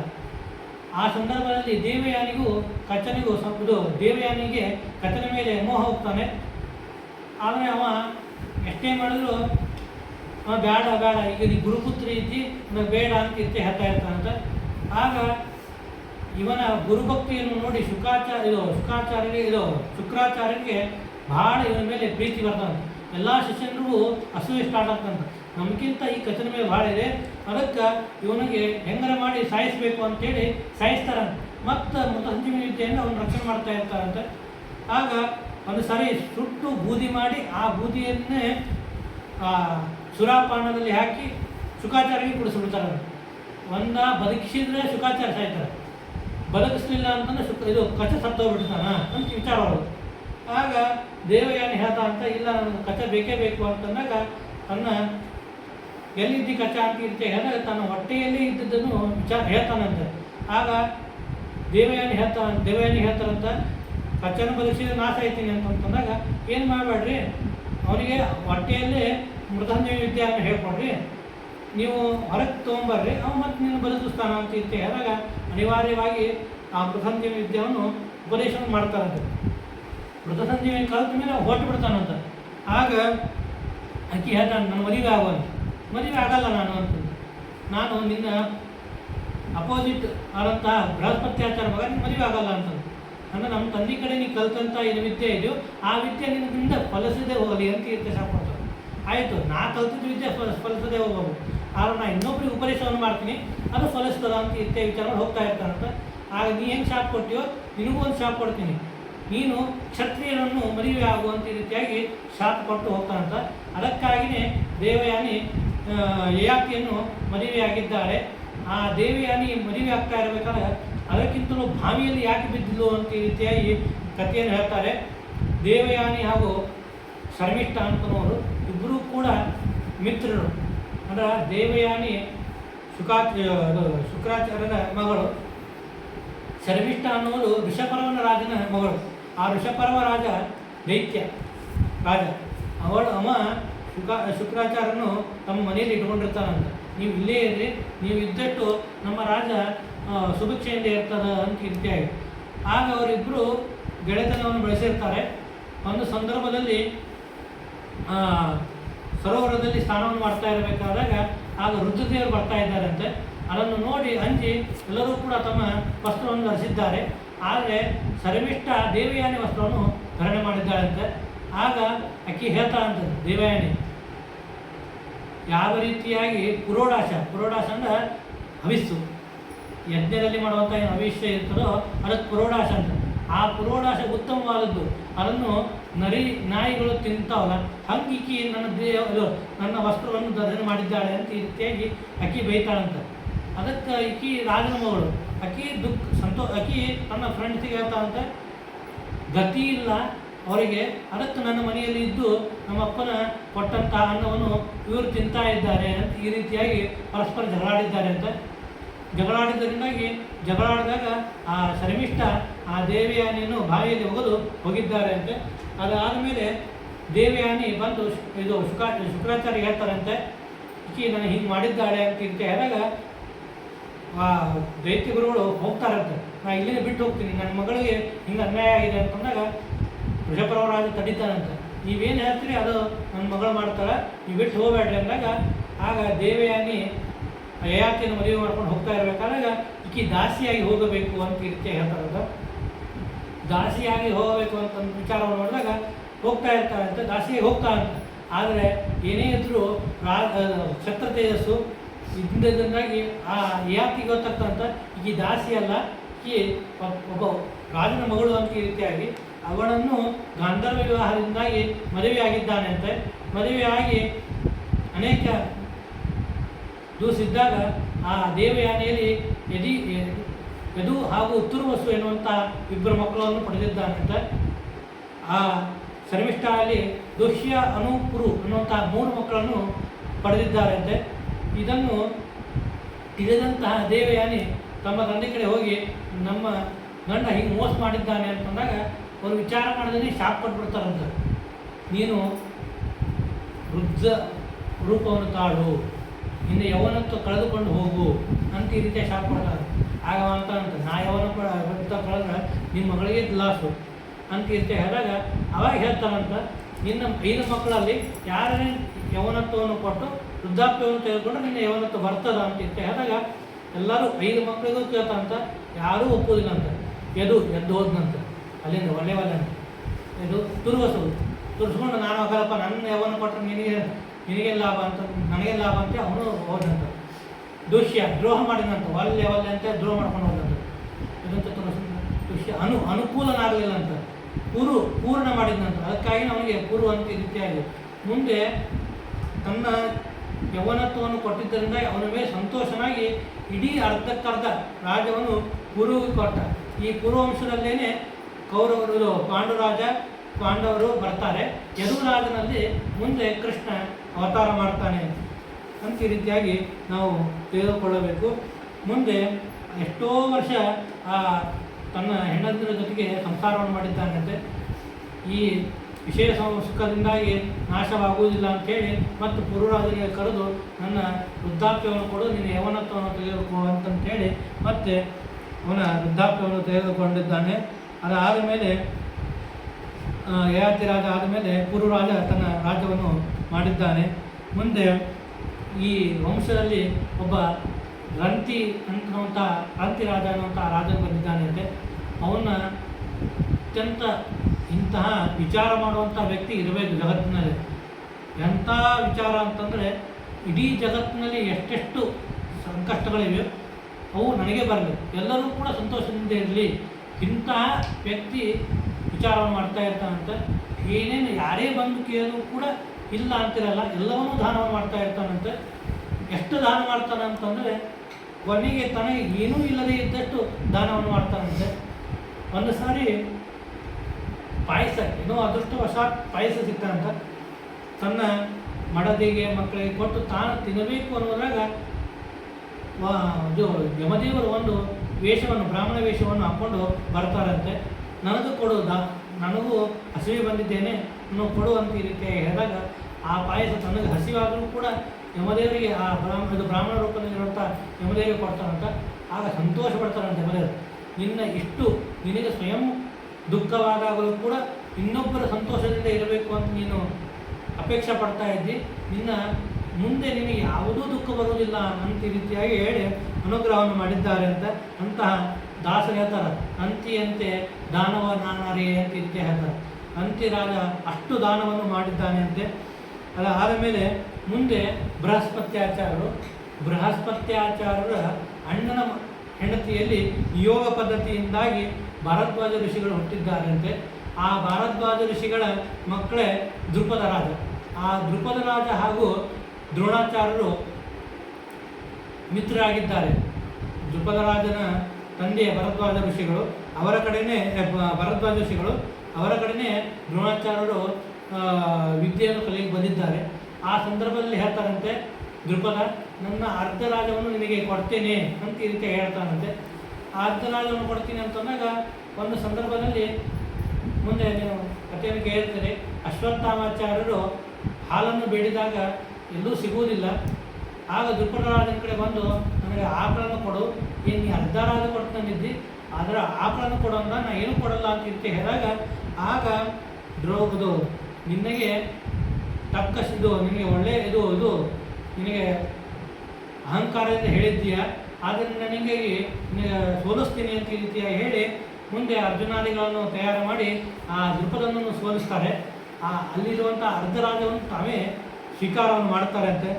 ಅದು ಆದಮೇಲೆ ದ್ರುಪದರಾಜನಿಗೆ ದುಃಖದಿಂದಾಗಿ ದ್ರೌಪದಿ ಎರಡು ಕಾರಣ, ಒಂದು ಸಂತೋಷವಾಗ್ತದೆ, ನನ್ನನ್ನು ಸೋಲಿಸುವಂತಹ ಅರ್ಜುನ, ಆ ಅರ್ಜುನನಿಗೆ ಮಡದಿಯಾಗಿ ಒಬ್ಬ ಹೆಣ್ಣು ಬೇಕು, ಮತ್ತು ಆ ದ್ರೋಣಾಚಾರ್ಯರನ್ನು ಕೊಲ್ಲುವಂತಹ ಒಬ್ಬ ಮಗ ಹುಟ್ಟಬೇಕು. ಅಗ್ನಿಯೇ ದುಷ್ಟದಮನಾಗಿ ಹುಟ್ಟುತ್ತಾನೆ. ಸ್ವಯಂ ಭಾರತೀ ದೇವಿ ಸತಿ ಶ್ಯಾಮಲ ಕೂಡಿಕೊಂಡು ದ್ರೌಪದಿ ಹುಟ್ಟಿದ್ದಾಳೆ ಅಂತೆ. 5 ಮಂದಿ ಕೂಡಿಕೊಂಡು ಹುಟ್ಟಿದ್ದಾರೆ ಅಂತೆ. ಆ ದ್ರೌಪದಿ ಹುಟ್ಟಿದ್ದಾಳೆ. ಆಗ ಮುಂದೆ ಆ ಅರ್ಜುನಿಗೆ ಮದುವೆಯನ್ನು ಮಾಡಿಕೊಟ್ಟಿದ್ದಾರೆ ಅಂತ ರೀತಿ ಹೇಳ್ತಾರೆ. ಮುಂದೆ ಒಂದು ಸಾರಿ ಶಂತನು ಅನ್ನುವಂಥ ಒಬ್ಬ ರಾಜ, ಈ ಶಂತನು ಅನ್ನುವಂಥ ರಾಜ ಬೇರೆಯಲ್ಲ, ಅವನು ವರುಣ. ಆ ವರುಣನೇ ಶಂತನು ಆಗಿದ್ದಾನೆ ಅಂತೆ. ಅವನು ಯಾಕೆ ಅಂತಂದರೆ, ಒಂದು ಸಾರಿ ಬ್ರಹ್ಮದೇವರು ಸಮುದ್ರದ ತೀರದಲ್ಲಿ ಕುಳಿತು ತಪಸ್ಸನ್ನು ಮಾಡ್ತಾ ಇರ್ತಾರಂತೆ. ಸಮುದ್ರದ ತೀರದಲ್ಲಿ ತಪಸ್ಸನ್ನು ಮಾಡ್ತಾ ಇರಬೇಕಾದಾಗ ಆ ವರುಣ ತನ್ನ ಸಮುದ್ರದ ಅಲೆಯನ್ನು ಆ ಇದರಲ್ಲಿ ಬ್ರಹ್ಮದೇವರ ಮೇಲೆ ಸಿಡಿಸ್ತಾನಂತ. ಆಗ ಶಾಪ್ ಕೊಡ್ತಾನಂತ, ನೀನು ಮಹಾಭಿಷಕ್ ಎನ್ನುವಂತಹ ರಾಜನಾಗಿ ಹುಟ್ಟು, ಆಮೇಲೆ ಇನ್ನೊಂದು ಶಂತನುವಾಗಿ ಹುಟ್ಟು, ಮತ್ತು ಮಹಾಭಿಷಕ್ಕಾಗಿ ಹುಟ್ಟು ಅಂತ ಈ ರೀತಿಯಾಗಿ ಹೇಳ್ತಾರಂತೆ. ಆ ಮಹಾಭಿಷಕ್ಕಾಗಿ ಹುಟ್ಟಿದಾಗ ಮತ್ತು ಆ ಮಹಾಭಿಷಕ್ಕಾಗಿ ಹುಡ್ತಾನಂತೆ. ಆ ಸಂದರ್ಭದಲ್ಲಿ ಒಂದು ಸಾರಿ ಇಂದ್ರದೇವರ ಸದನಕ್ಕೆ ಹೋಗಿರ್ತಾನಂತೆ. ಆ ಇಂದ್ರ ಸದನಕ್ಕೆ ಹೋದಾಗ ಯದ್ಯಪಿ ತನ್ನ ಹೆಂಡತಿಯೇ ಗಂಗಾದೇವಿ, ಆ ಗಂಗಾದೇವಿಯನ್ನು ನೋಡ್ತಾ ಇರ್ತಾನಂತೆ. ಈ ದೇವತೆ ಸಭಾದಲ್ಲಿ ನೀನು ಈ ಕೃತ್ಯವನ್ನು ಮಾಡಿದ್ದೆ, ನೀನು ನರನಂತೆ ವಿಚಾರವನ್ನು ಮಾಡಿದ್ದಿ, ನೀನು ನರನಾಗಿ ಹುಟ್ಟು, ಮನುಷ್ಯನಾಗಿ ಹುಟ್ಟು, ಅಲ್ಲಿ ನಿನ್ನ ಹೆಂಡತಿಯ ವಿಯೋಗವಾಗಲಿ ಅಂತ ಈ ರೀತಿಯಾಗಿ ಹೇಳ್ತಾರಂತೆ. ಆಗ ಒಂದು ಸಾರಿ ಆಗ ಶಂತನುವಾಗಿ ಹುಡ್ತಾನಂತೆ. ಶಂತನು ಅನ್ನೋದಕ್ಕೆ 2 ಅರ್ಥ ಹೇಳ್ತಾರೆ. ಶಂ ತನೋತೀತಿ ಶಂತನು ಅಂದ್ರೆ ಮಹಾಭಿಷಕ್ ಆಗೋಕ್ಕಿಂತ ಪೂರ್ವದಲ್ಲಿ ಬ್ರಹ್ಮದೇವರ ಮೇಲೆ ನೀರನ್ನು ಎರ್ತಿದ್ದ, ಆಗ ನೀನು ಶಾಂತನಾಗುವಂಥ ರೀತಿಯಾಗಿ ಹೇಳಿದ್ರಿಂದ ಶಂ ತನೋತಿ, ನೀನು ಸಂತನಾಗಿರು ಅನ್ನೋದಕ್ಕೆ ಶಂತನು ಅಂತ ಒಂದಿದ್ರು. ಇನ್ನು ಅಷ್ಟೇ ಅಲ್ಲ, ಅವ ಎಷ್ಟು ಉತ್ತಮನಾಗಿದ್ದ ಅಂದ್ರೆ ವೃದ್ಧರಾದಂಥ ವ್ಯಕ್ತಿಗಳನ್ನು ಮುಟ್ಟಿದ ಅಂತಂದ್ರೆ ಅವರಿಗೆ ಯೌವನ ಶಕ್ತಿ ಬರ್ತಿತ್ತಂತ. ಸಂತನು ಅನ್ನುವಂಥ ಅರ್ಥ ಅದೊಂದು ಹೇಳ್ತಾರೆ. ಆ ಅರ್ಥದಲ್ಲಿ ಅವನಿಗೆ ಶಂತನು ಅಂತ ಈ ರೀತಿಯಾಗಿ ಕರೀತಾ ಇದ್ದು, ಮುಂದೆ ಶಂತನು ಆ ಗಂಗಾದೇವಿಯನ್ನು ಮದುವೆಯಾಗಿದ್ದಾನೆ ಅಂತ ಒಂದು ಶ್ರೀಮದಾಚಾರ್ಯವನ್ನು ನಿರ್ಣಯ ಕೊಡ್ತಾರೆ. ಯಾರು ದೇವತೆಗಳು ಮನುಷ್ಯರಾಗಿ ಹುಟ್ಟಿರುತ್ತಾರೋ ಅವರು ಯದ್ಯಪಿ ಪತ್ನಿಯರೇ ಆಗಿರ್ಬೋದು ದೇವತೆಗಳಾಗಿ, ಆ ದೇವತೆಗಳೇ ಪತ್ನಿಯರಾದಾಗ ಅವರು ದೀರ್ಘಕಾಲದ ಜೊತೆ ಇರಬಾರದು ಅಂತೆ. ಅದಕ್ಕಾಗಿಯೇ ಗಂಗಾದೇವಿ ಶಂತನು ಮನುಷ್ಯನಾಗಿ ಹುಟ್ಟಿದ್ದಾನೆ, ನಾನು ಹಾಗೇ ಬಂದಿದ್ದೇನೆ, ಅವಳ ಜೊತೆ ಪೂರ್ತಿ ಕಾಲವನ್ನು ಕಳೆಯಬಾರ್ದು ಅಂತ ಈ ರೀತಿಯಾಗಿ ವಿಚಾರವನ್ನು ಮಾಡಿ ಅವಳು ವಿಚಾರ ಮಾಡ್ತಾನಂತೆ. ಇನ್ನು ದಿನಾಂಕ ಒಬ್ಬ ಹಸುವನ್ನು ಬೇಡಿಕೊಂಡಿರ್ತಾನೆ ಗಂಗಾದೇವಿಗೆ, ನನ್ನ 7 ಮಂದಿ ಅನ್ನರು ಬ್ರಹ್ಮದೇವರ ಶಾಪ ಇರ್ತಾರೆ, ಈ ಹುಟ್ಟಿದ ಕೂಡ ಸಾಯಬೇಕು, ಅವರ ಆಯುಷ್ಯವನ್ನು ನಾವು ಪಡೆಯಬೇಕು ಅಂತ ಈ ರೀತಿಯ ಶಾಪ ಇದೆ, ಆದ್ದರಿಂದ ಇದಕ್ಕೆ ನೀನು ಸಹಾಯ ಮಾಡಬೇಕು ಅಂತ ಈ ರೀತಿಯಾಗಿ ಹೇಳಿರ್ತಾನೆ. ಆಗ 7 ಮಕ್ಕಳನ್ನು ಹುಟ್ಟಿದ ಕೂಡ ಸಾಯಿಸ್ತಾ ಇರ್ತಾರಂತೆ. ಅಕ್ಕಿ ಒಂದು ಮಾತನ್ನು ಸಂತನು ಕೇಳ್ತಾ ಇರಲ್ಲ ಅಂತ, ಯಾಕಂದ್ರೆ ಮದುವೆ ಆಗ್ಬೇಕಾದ್ರೆ ಹೇಳ್ತಾನಂತ, ನೀ ಏನಾದರೂ ನಾ ಏನೋ ಕಾರ್ಯವನ್ನು ಮಾಡ್ತಾ ಇರುವಾಗ ಯಾಕೆ ಮಾಡಿದೆ ಅಂತ ಕೇಳಿದ್ರೆ ನಾ ಅಲ್ಲಿಂದ ಅಲ್ಲೇ ಬಿಟ್ಟು ಹೋಗ್ತೀನಿ ಅಂತ ಹೇಳ್ತಾಳೆ. ಆಗ ಅದರಿಂದ ಏನೂ ಕೇಳಲ್ಲ. ಆದರೆ ಯಾವಾಗ ಭೀಷ್ಮಾಚಾರ್ಯ ಹುಡ್ತಾ ಇರ್ತಾರೋ ಆವಾಗ ಮತ್ತೆ ಕೊಲ್ಲಿಕ್ಕೆ ಹೋಗ್ತಾನಂತ. ಆಗ ಏನು ಮಾಡ್ತಾ ಇದ್ದಿದ್ದು ಕೃತ್ಯ, ರಾಕ್ಷಸರಂತೆ ಕೃತ್ಯ ಮಾಡ್ತಾ ಇದ್ದೆ ಅಂದಾಗ ಬಿಟ್ಟು ಹೋಗ್ಬಿಡ್ತಾನಂತೆ. ಅದಾದ ಮೇಲೆ ಅಲ್ಲಿ ಭೀಷ್ಮಾಚಾರ್ಯ ಹುಟ್ಟಿದ್ದಾರೆ. ಭೀಷ್ಮಾಚಾರ್ಯರು 800 ವರ್ಷದಲ್ಲಿ 554 ವರ್ಷ ಬರೀ ಅವರು ಅಧ್ಯಯನದಲ್ಲಿ ಕಾಲವನ್ನು ಕಳೆದಿದ್ದಾರೆ ಅಂತ. ಅಂತಹ ಭೀಷ್ಮಾಚಾರ್ಯರು, ಆ ಭೀಷ್ಮಾಚಾರ್ಯರು ಅದಾದ ಮೇಲೆ ಆ ಶಂತನುಗೆ ಇನ್ನೊಬ್ಬಕ್ಕೆ ಹೆಂಡತಿ ಸತ್ಯವತಿ ದೇವಿ ಅಂತ. ಈ ಸತ್ಯವತಿ ಯಾರು ಅಂತಂದ್ರೆ ವೇದವ್ಯಾಸ ದೇವರ ತಾಯಿ. ಈ ಸಂತನು ಆಕೆಯನ್ನು ಮದುವೆಯನ್ನು ಮಾಡಿಕೊಂಡಿದ್ದಾನಂತೆ.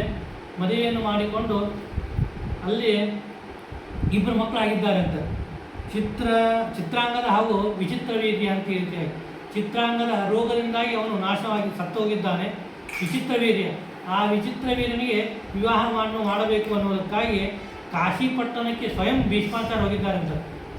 ಭೀಷ್ಮಾಚಾರ್ಯ ಹೋಗಿ ಅಲ್ಲಿ 3 ಹೆಣ್ಣು ಮಕ್ಕಳು, ಅಂಬಾಲಿಕಾ, ಅಂಬಿಕಾ ಅಂತನ್ನುವಂಥ 3 ಮಕ್ಕಳು, ಅವರನ್ನು ಅಪಹರಣ ಮಾಡಿ ಅಂದರೆ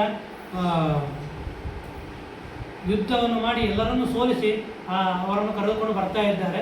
ಅಲ್ಲಿ ಇಬ್ಬರು ಅಂಬಿಕಾ, ಅಂಬಾಲಿಕಾ ಸುಮ್ಮನೆ ಕೂತಿದ್ದಾರೆ ಅಂತ. ಅಂಬಾ ಅನ್ನೋಕ್ಕೆ ಮಾತ್ರ, ಈಕೆ ಅಂಬಾ ಅನ್ನೋದು ಬೇರೆ ಯಾರೂ ಅಲ್ಲ, ಅವಳು ಸಾಲ್ವರಾಜನ ಅಪೇಕ್ಷೆಯನ್ನು ಪಟ್ಟಿದ್ದಾಳೆ ಅಂತ. ಅವಳು ಹೇಳ್ತಾ ಅಂತ, ಇಲ್ಲ ನಾನು ಸಾಲ್ವರನ್ನು ಅಪೇಕ್ಷೆ ಪಟ್ಟಿದ್ದೇನೆ, ನಾನು ಬಿಟ್ಬಿಡು ಅಂದಾಗ ಸಾಲ್ವರಾಜ ಬಿಟ್ಬಿಡ್ತಾನಂತ. ಭೀಷ್ಮಾಚಾರ್ಯ ಹೋಗು ಸಾಲವನ್ನು ಮದುವೆ ಮಾಡ್ಕೊಂಡು.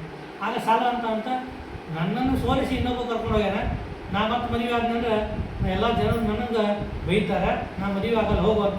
ಭೀಷ್ಮಾಚಾರ್ಯ ಕಡೆ ಬಂದು ಮತ್ತೆ ಕೇಳ್ತಾನೆ, ನೀ ಮದುವೆ ಆಗ. ನಾನು ಮದುವೆ ಆಗಲ್ಲ, ಯಾಕಂದ್ರೆ ನನ್ನ ತಾಯಿಗೆ ನಾನು ಕೇಳ್ಕೊಂಡಿದ್ದೀನಿ, ನಾನು ಭೀಷ್ಮ ಪ್ರತಿಜ್ಞೆಯನ್ನು ಮಾಡಿದ್ದೇನೆ, ಎಂದೂ ಕೂಡ ನಾನು ಮದುವೆ ಆಗೋದಿಲ್ಲ ಅಂತ ರೀತಿಯಾಗಿ ನಾನು ಮದುವೆ ಆಗೋಲ್ಲ. ವಿಚಿತ್ರ ವೀರನೂ ಕೂಡ ಮದುವೆ ಆಗೋದಿಲ್ಲ ಅಂತ. ಆಗ ಆಕೆ ಪರಶುರಾಮ ಕಡೆ ಹೋಗ್ತಾರಂತ, ನಿಮ್ಮ ಶಿಷ್ಯ ಹೆಂಗೆ ಮಾಡಿದ್ದಾನೆ, ನನಗೆ ಅವನು ಯುದ್ಧವನ್ನು ಮಾಡಿ ಅವನು ಸೋಲಿಸಿ ನನಗೆ ಮದುವೆ ಮಾಡಿಸ್ಕೊಡ್ರಿ ಅಂದಾಗ, ಆಗ ಪರಶುರಾಮ ದೇವರು ವಿನೋದದಿಂದಾಗಿ ಅವನ ಕಡೆ ಸೋಲ್ತಾರಂತೆ ಭೀಷ್ಮಾಚಾರ್ಯ ಕಡೆ. ಯಾಕಂದ್ರೆ ಅವನಿಗೆ ಕೀರ್ತಿ ತರುವುದಕ್ಕಾಗಿ ಸೋಲ್ತಾರಂತೆ. ಅದಾದಮೇಲೆ ಆಕೆ ಸತ್ತು ಹೋಗ್ತಾರಂತೆ. ಸತ್ತು ಅಂದರೆ ತಪಸ್ಸು ಮಾಡಿ ಸತ್ತು ಮುಂದೆ ಶಿಖಂಡಿಯಾಗಿ ಹುಟ್ಟಿ ಆ ಭೀಷ್ಮಾಚಾರ್ಯರ ಮರಣಕ್ಕೆ ಆಕೆ ಬುನಾದಿ ಆಗ್ತಾಳೆ ಅಂತ ಈ ರೀತಿಯಾಗಿ ಹೇಳ್ತಾರೆ. ಅದಾದ ಮೇಲೆ ಅಂಬಿಕಾ, ಅಂಬಾಲಿಕಾ ಅವರು ವಿಚಿತ್ರ ವೀರ್ಯ ಮದುವೆ ಆಗಿರ್ತಾನೆ. ಅವನು ರೋಗದಿಂದಾಗಿ ಸತ್ತು ಹೋದ ಮೇಲೆ, ಅದಾದ ಮೇಲೆ ನಿಯೋಗ ಪದ್ಧತಿಯಿಂದಾಗಿ ಪಾಂಡುರಾಜ ಹಾಗೂ ಧೃತರಾಷ್ಟ್ರ ವಿದುರ ಹುಟ್ಟಿದ್ದಾರೆ. ಅದಾದ ಮೇಲೆ ಪಾಂಡವರು ಹಾಗೂ ಕೌರವರು ಹುಟ್ಟಿದ್ದಾರೆ ಅಂತ ಈ ರೀತಿಯಾಗಿ ತಿಳಿದುಕೊಳ್ಳಬೇಕು. ಮತ್ತು ಇಲ್ಲೇ ಕಟ್ವಾಂಗ ಇರುವಂತಹ ರಾಜನ ಕಥೆಯನ್ನು ಕೇಳಿದ್ವಿ. ಅಲ್ಲಿ ಮುಂದೆ ಅಲ್ಲೇ ಕಟ್ವಾಂಗ ಅದು ಸೂರ್ಯವಂಶವನ್ನು ಹೇಳ್ತಾ ಇರಬೇಕಾದ್ರೆ ಅಲ್ಲಿ ರಘುರಾಜ, ಅಜರಾಜ, ದಶರಥ ರಾಜ, ರಾಮ ಹುಟ್ಟಿ ರಾಮ ಲಕ್ಷ್ಮಣರ ಕಥೆಯನ್ನು ನೀವು ರಾಮಾಯಣದಲ್ಲಿ ಕೇಳಿದ್ದೀರಿ. ಹಾಗೆ ರಾಮ ಹುಟ್ಟಿದ್ದಾನೆ. ರಾಮ, ಭರತ, ಶತ್ರುಘ್ನ, ಲಕ್ಷ್ಮಣ. ಆ ರಾಮ ಹುಟ್ಟಿದ ನಂತರ ಎಲ್ಲರಿಗೂ ಕೂಡ ಆನಂದ ಆಗಿದೆ ಅಂತ. ನಾನು ಖರೆ ರಾಮಚಂದ್ರದೇವ ಕಥೆಯನ್ನು ಹೇಳಬೇಕಾಯಿತು, ಚಂದ್ರ ಕಥೆಯನ್ನು ಚಂದ್ರವಂಶವನ್ನು ಹೇಳೋಕ್ಕಿಂತ ಪೂರ್ವದಲ್ಲಿ.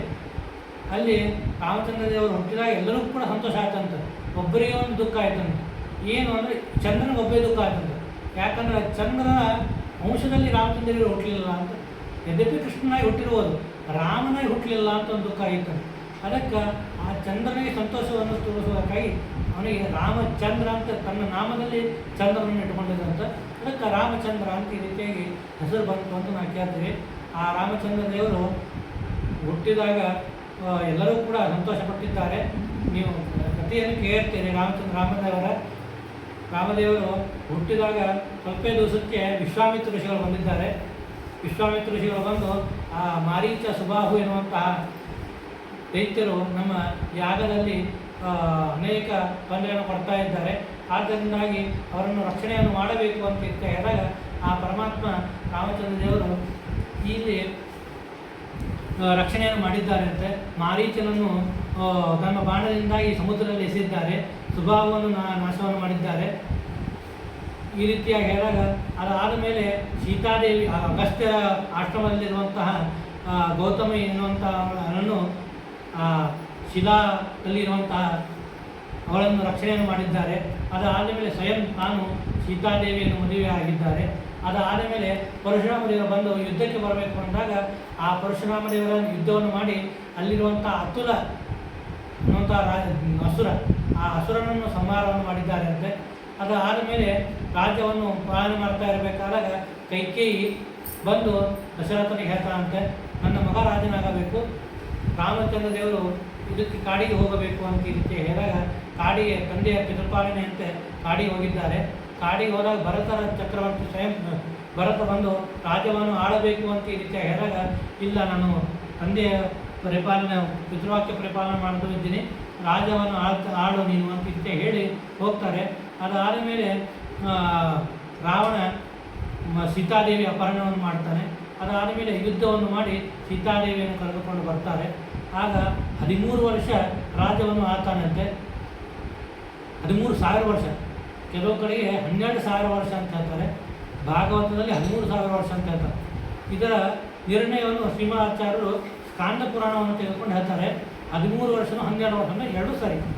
ನಕ್ಷತ್ರಮಾನಾನುಸಾರೇನ 13,000 ವರ್ಷ, ಸೂರ್ಯಮಾನಾನುಸಾರೇನ 12 ವರ್ಷ.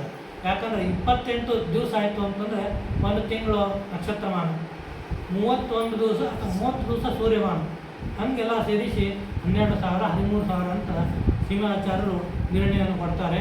ಮುಂದೆ ಸೀತಾದೇವಿಯ ಅಪವಾದ ಬರಬಾರ್ದು, ಯಾರೋ ರಾಕ್ಷಸ ಮನೆಯಲ್ಲಿ ಇದ್ದರು ಅಂತಂತ ಈ ರೀತಿಯಾಗಿ ಹೇಳಿದಾಗ ಸೀತಾದೇವಿಯನ್ನು ಬಿಡ್ತಾರೆ. ಆಗ ಅಲ್ಲಿ ಸೀತಾದೇವಿ ಗರ್ಭಿಣಿಯಾಗಿರ್ತಾರೆ. ಮುಂದೆ ವಾಲ್ಮೀಕಿ ಋಷಿಗಳ ಆಶ್ರಮದಲ್ಲಿ ಲವಕುಶಗಳು ಇರ್ತಿರ್ತಾರೆ. ಆಗ ಲವಕುಶಗಳು ರಾಮಚಂದ್ರ ದೇವ ಯಾಗವನ್ನು ಮಾಡ್ತಾ ಇರಬೇಕಾದಾಗ ಅಲ್ಲಿ ಲವಕುಶರು ಬಂದು ರಾಮಾಯಣ ಒಂದು ಕಥೆಯನ್ನು ಹೇಳ್ತಾರೆ ಅಂತ, ಹಾಡು ರೂಪೇಣ ಹೇಳ್ತಾರೆ. ಅವಾಗ ಗೊತ್ತಾಗ್ತದೆ ಇವರು ನನ್ನ ಮಕ್ಕಳೇ, ಅವರಿಗೆ ರಾಜ್ಯವನ್ನು ಕೊಟ್ಟು ಮುಂದೆ ಪರಮಾತ್ಮ ಸಮಾಯಾತ ಅಂತ ಈ ರೀತಿಯಾಗಿ ಎಲ್ಲವನ್ನೂ ಕೂಡ ಎಲ್ಲರನ್ನೂ ಕೂಡ ಮೋಕ್ಷಕ್ಕೆ ಕರೆದುಕೊಂಡು ಹೋಗ್ತಾನೆ ಅಂತ ಈ ರೀತಿಯಾಗಿ ರಾಮಚಂದ್ರ ದೇವರ ಕಥೆಯನ್ನು ಹೇಳ್ತಾರೆ. ಇಲ್ಲಿ ಮುಂದೆ ವಸುದೇವ ಹಾಗೂ ಕೃಷ್ಣನು ಹುಟ್ಟಿದ್ದಾನೆ. ಆ ಕೃಷ್ಣನ ಕಥೆಯನ್ನು ಸುದೀರ್ಘವಾಗಿ ದಶಮಸ್ಕಂದದಲ್ಲಿ ಹೇಳೋರಿದ್ದಾರೆ ಅಂತ ಹೇಳ್ತಾ ನನ್ನ ಈ ಭಾಗವತ ಕಥೆಯನ್ನು ಮುಗಿಸ್ತಾ ಇದ್ದೇನೆ. ಶ್ರೀಕೃಷ್ಣ ಅರ್ಪಣೆ. ಅನೇಕ ಕಥೆಗಳು ಹಿಂದೆ ಮುಂದೆ ಆಗಿರ್ತವೆ.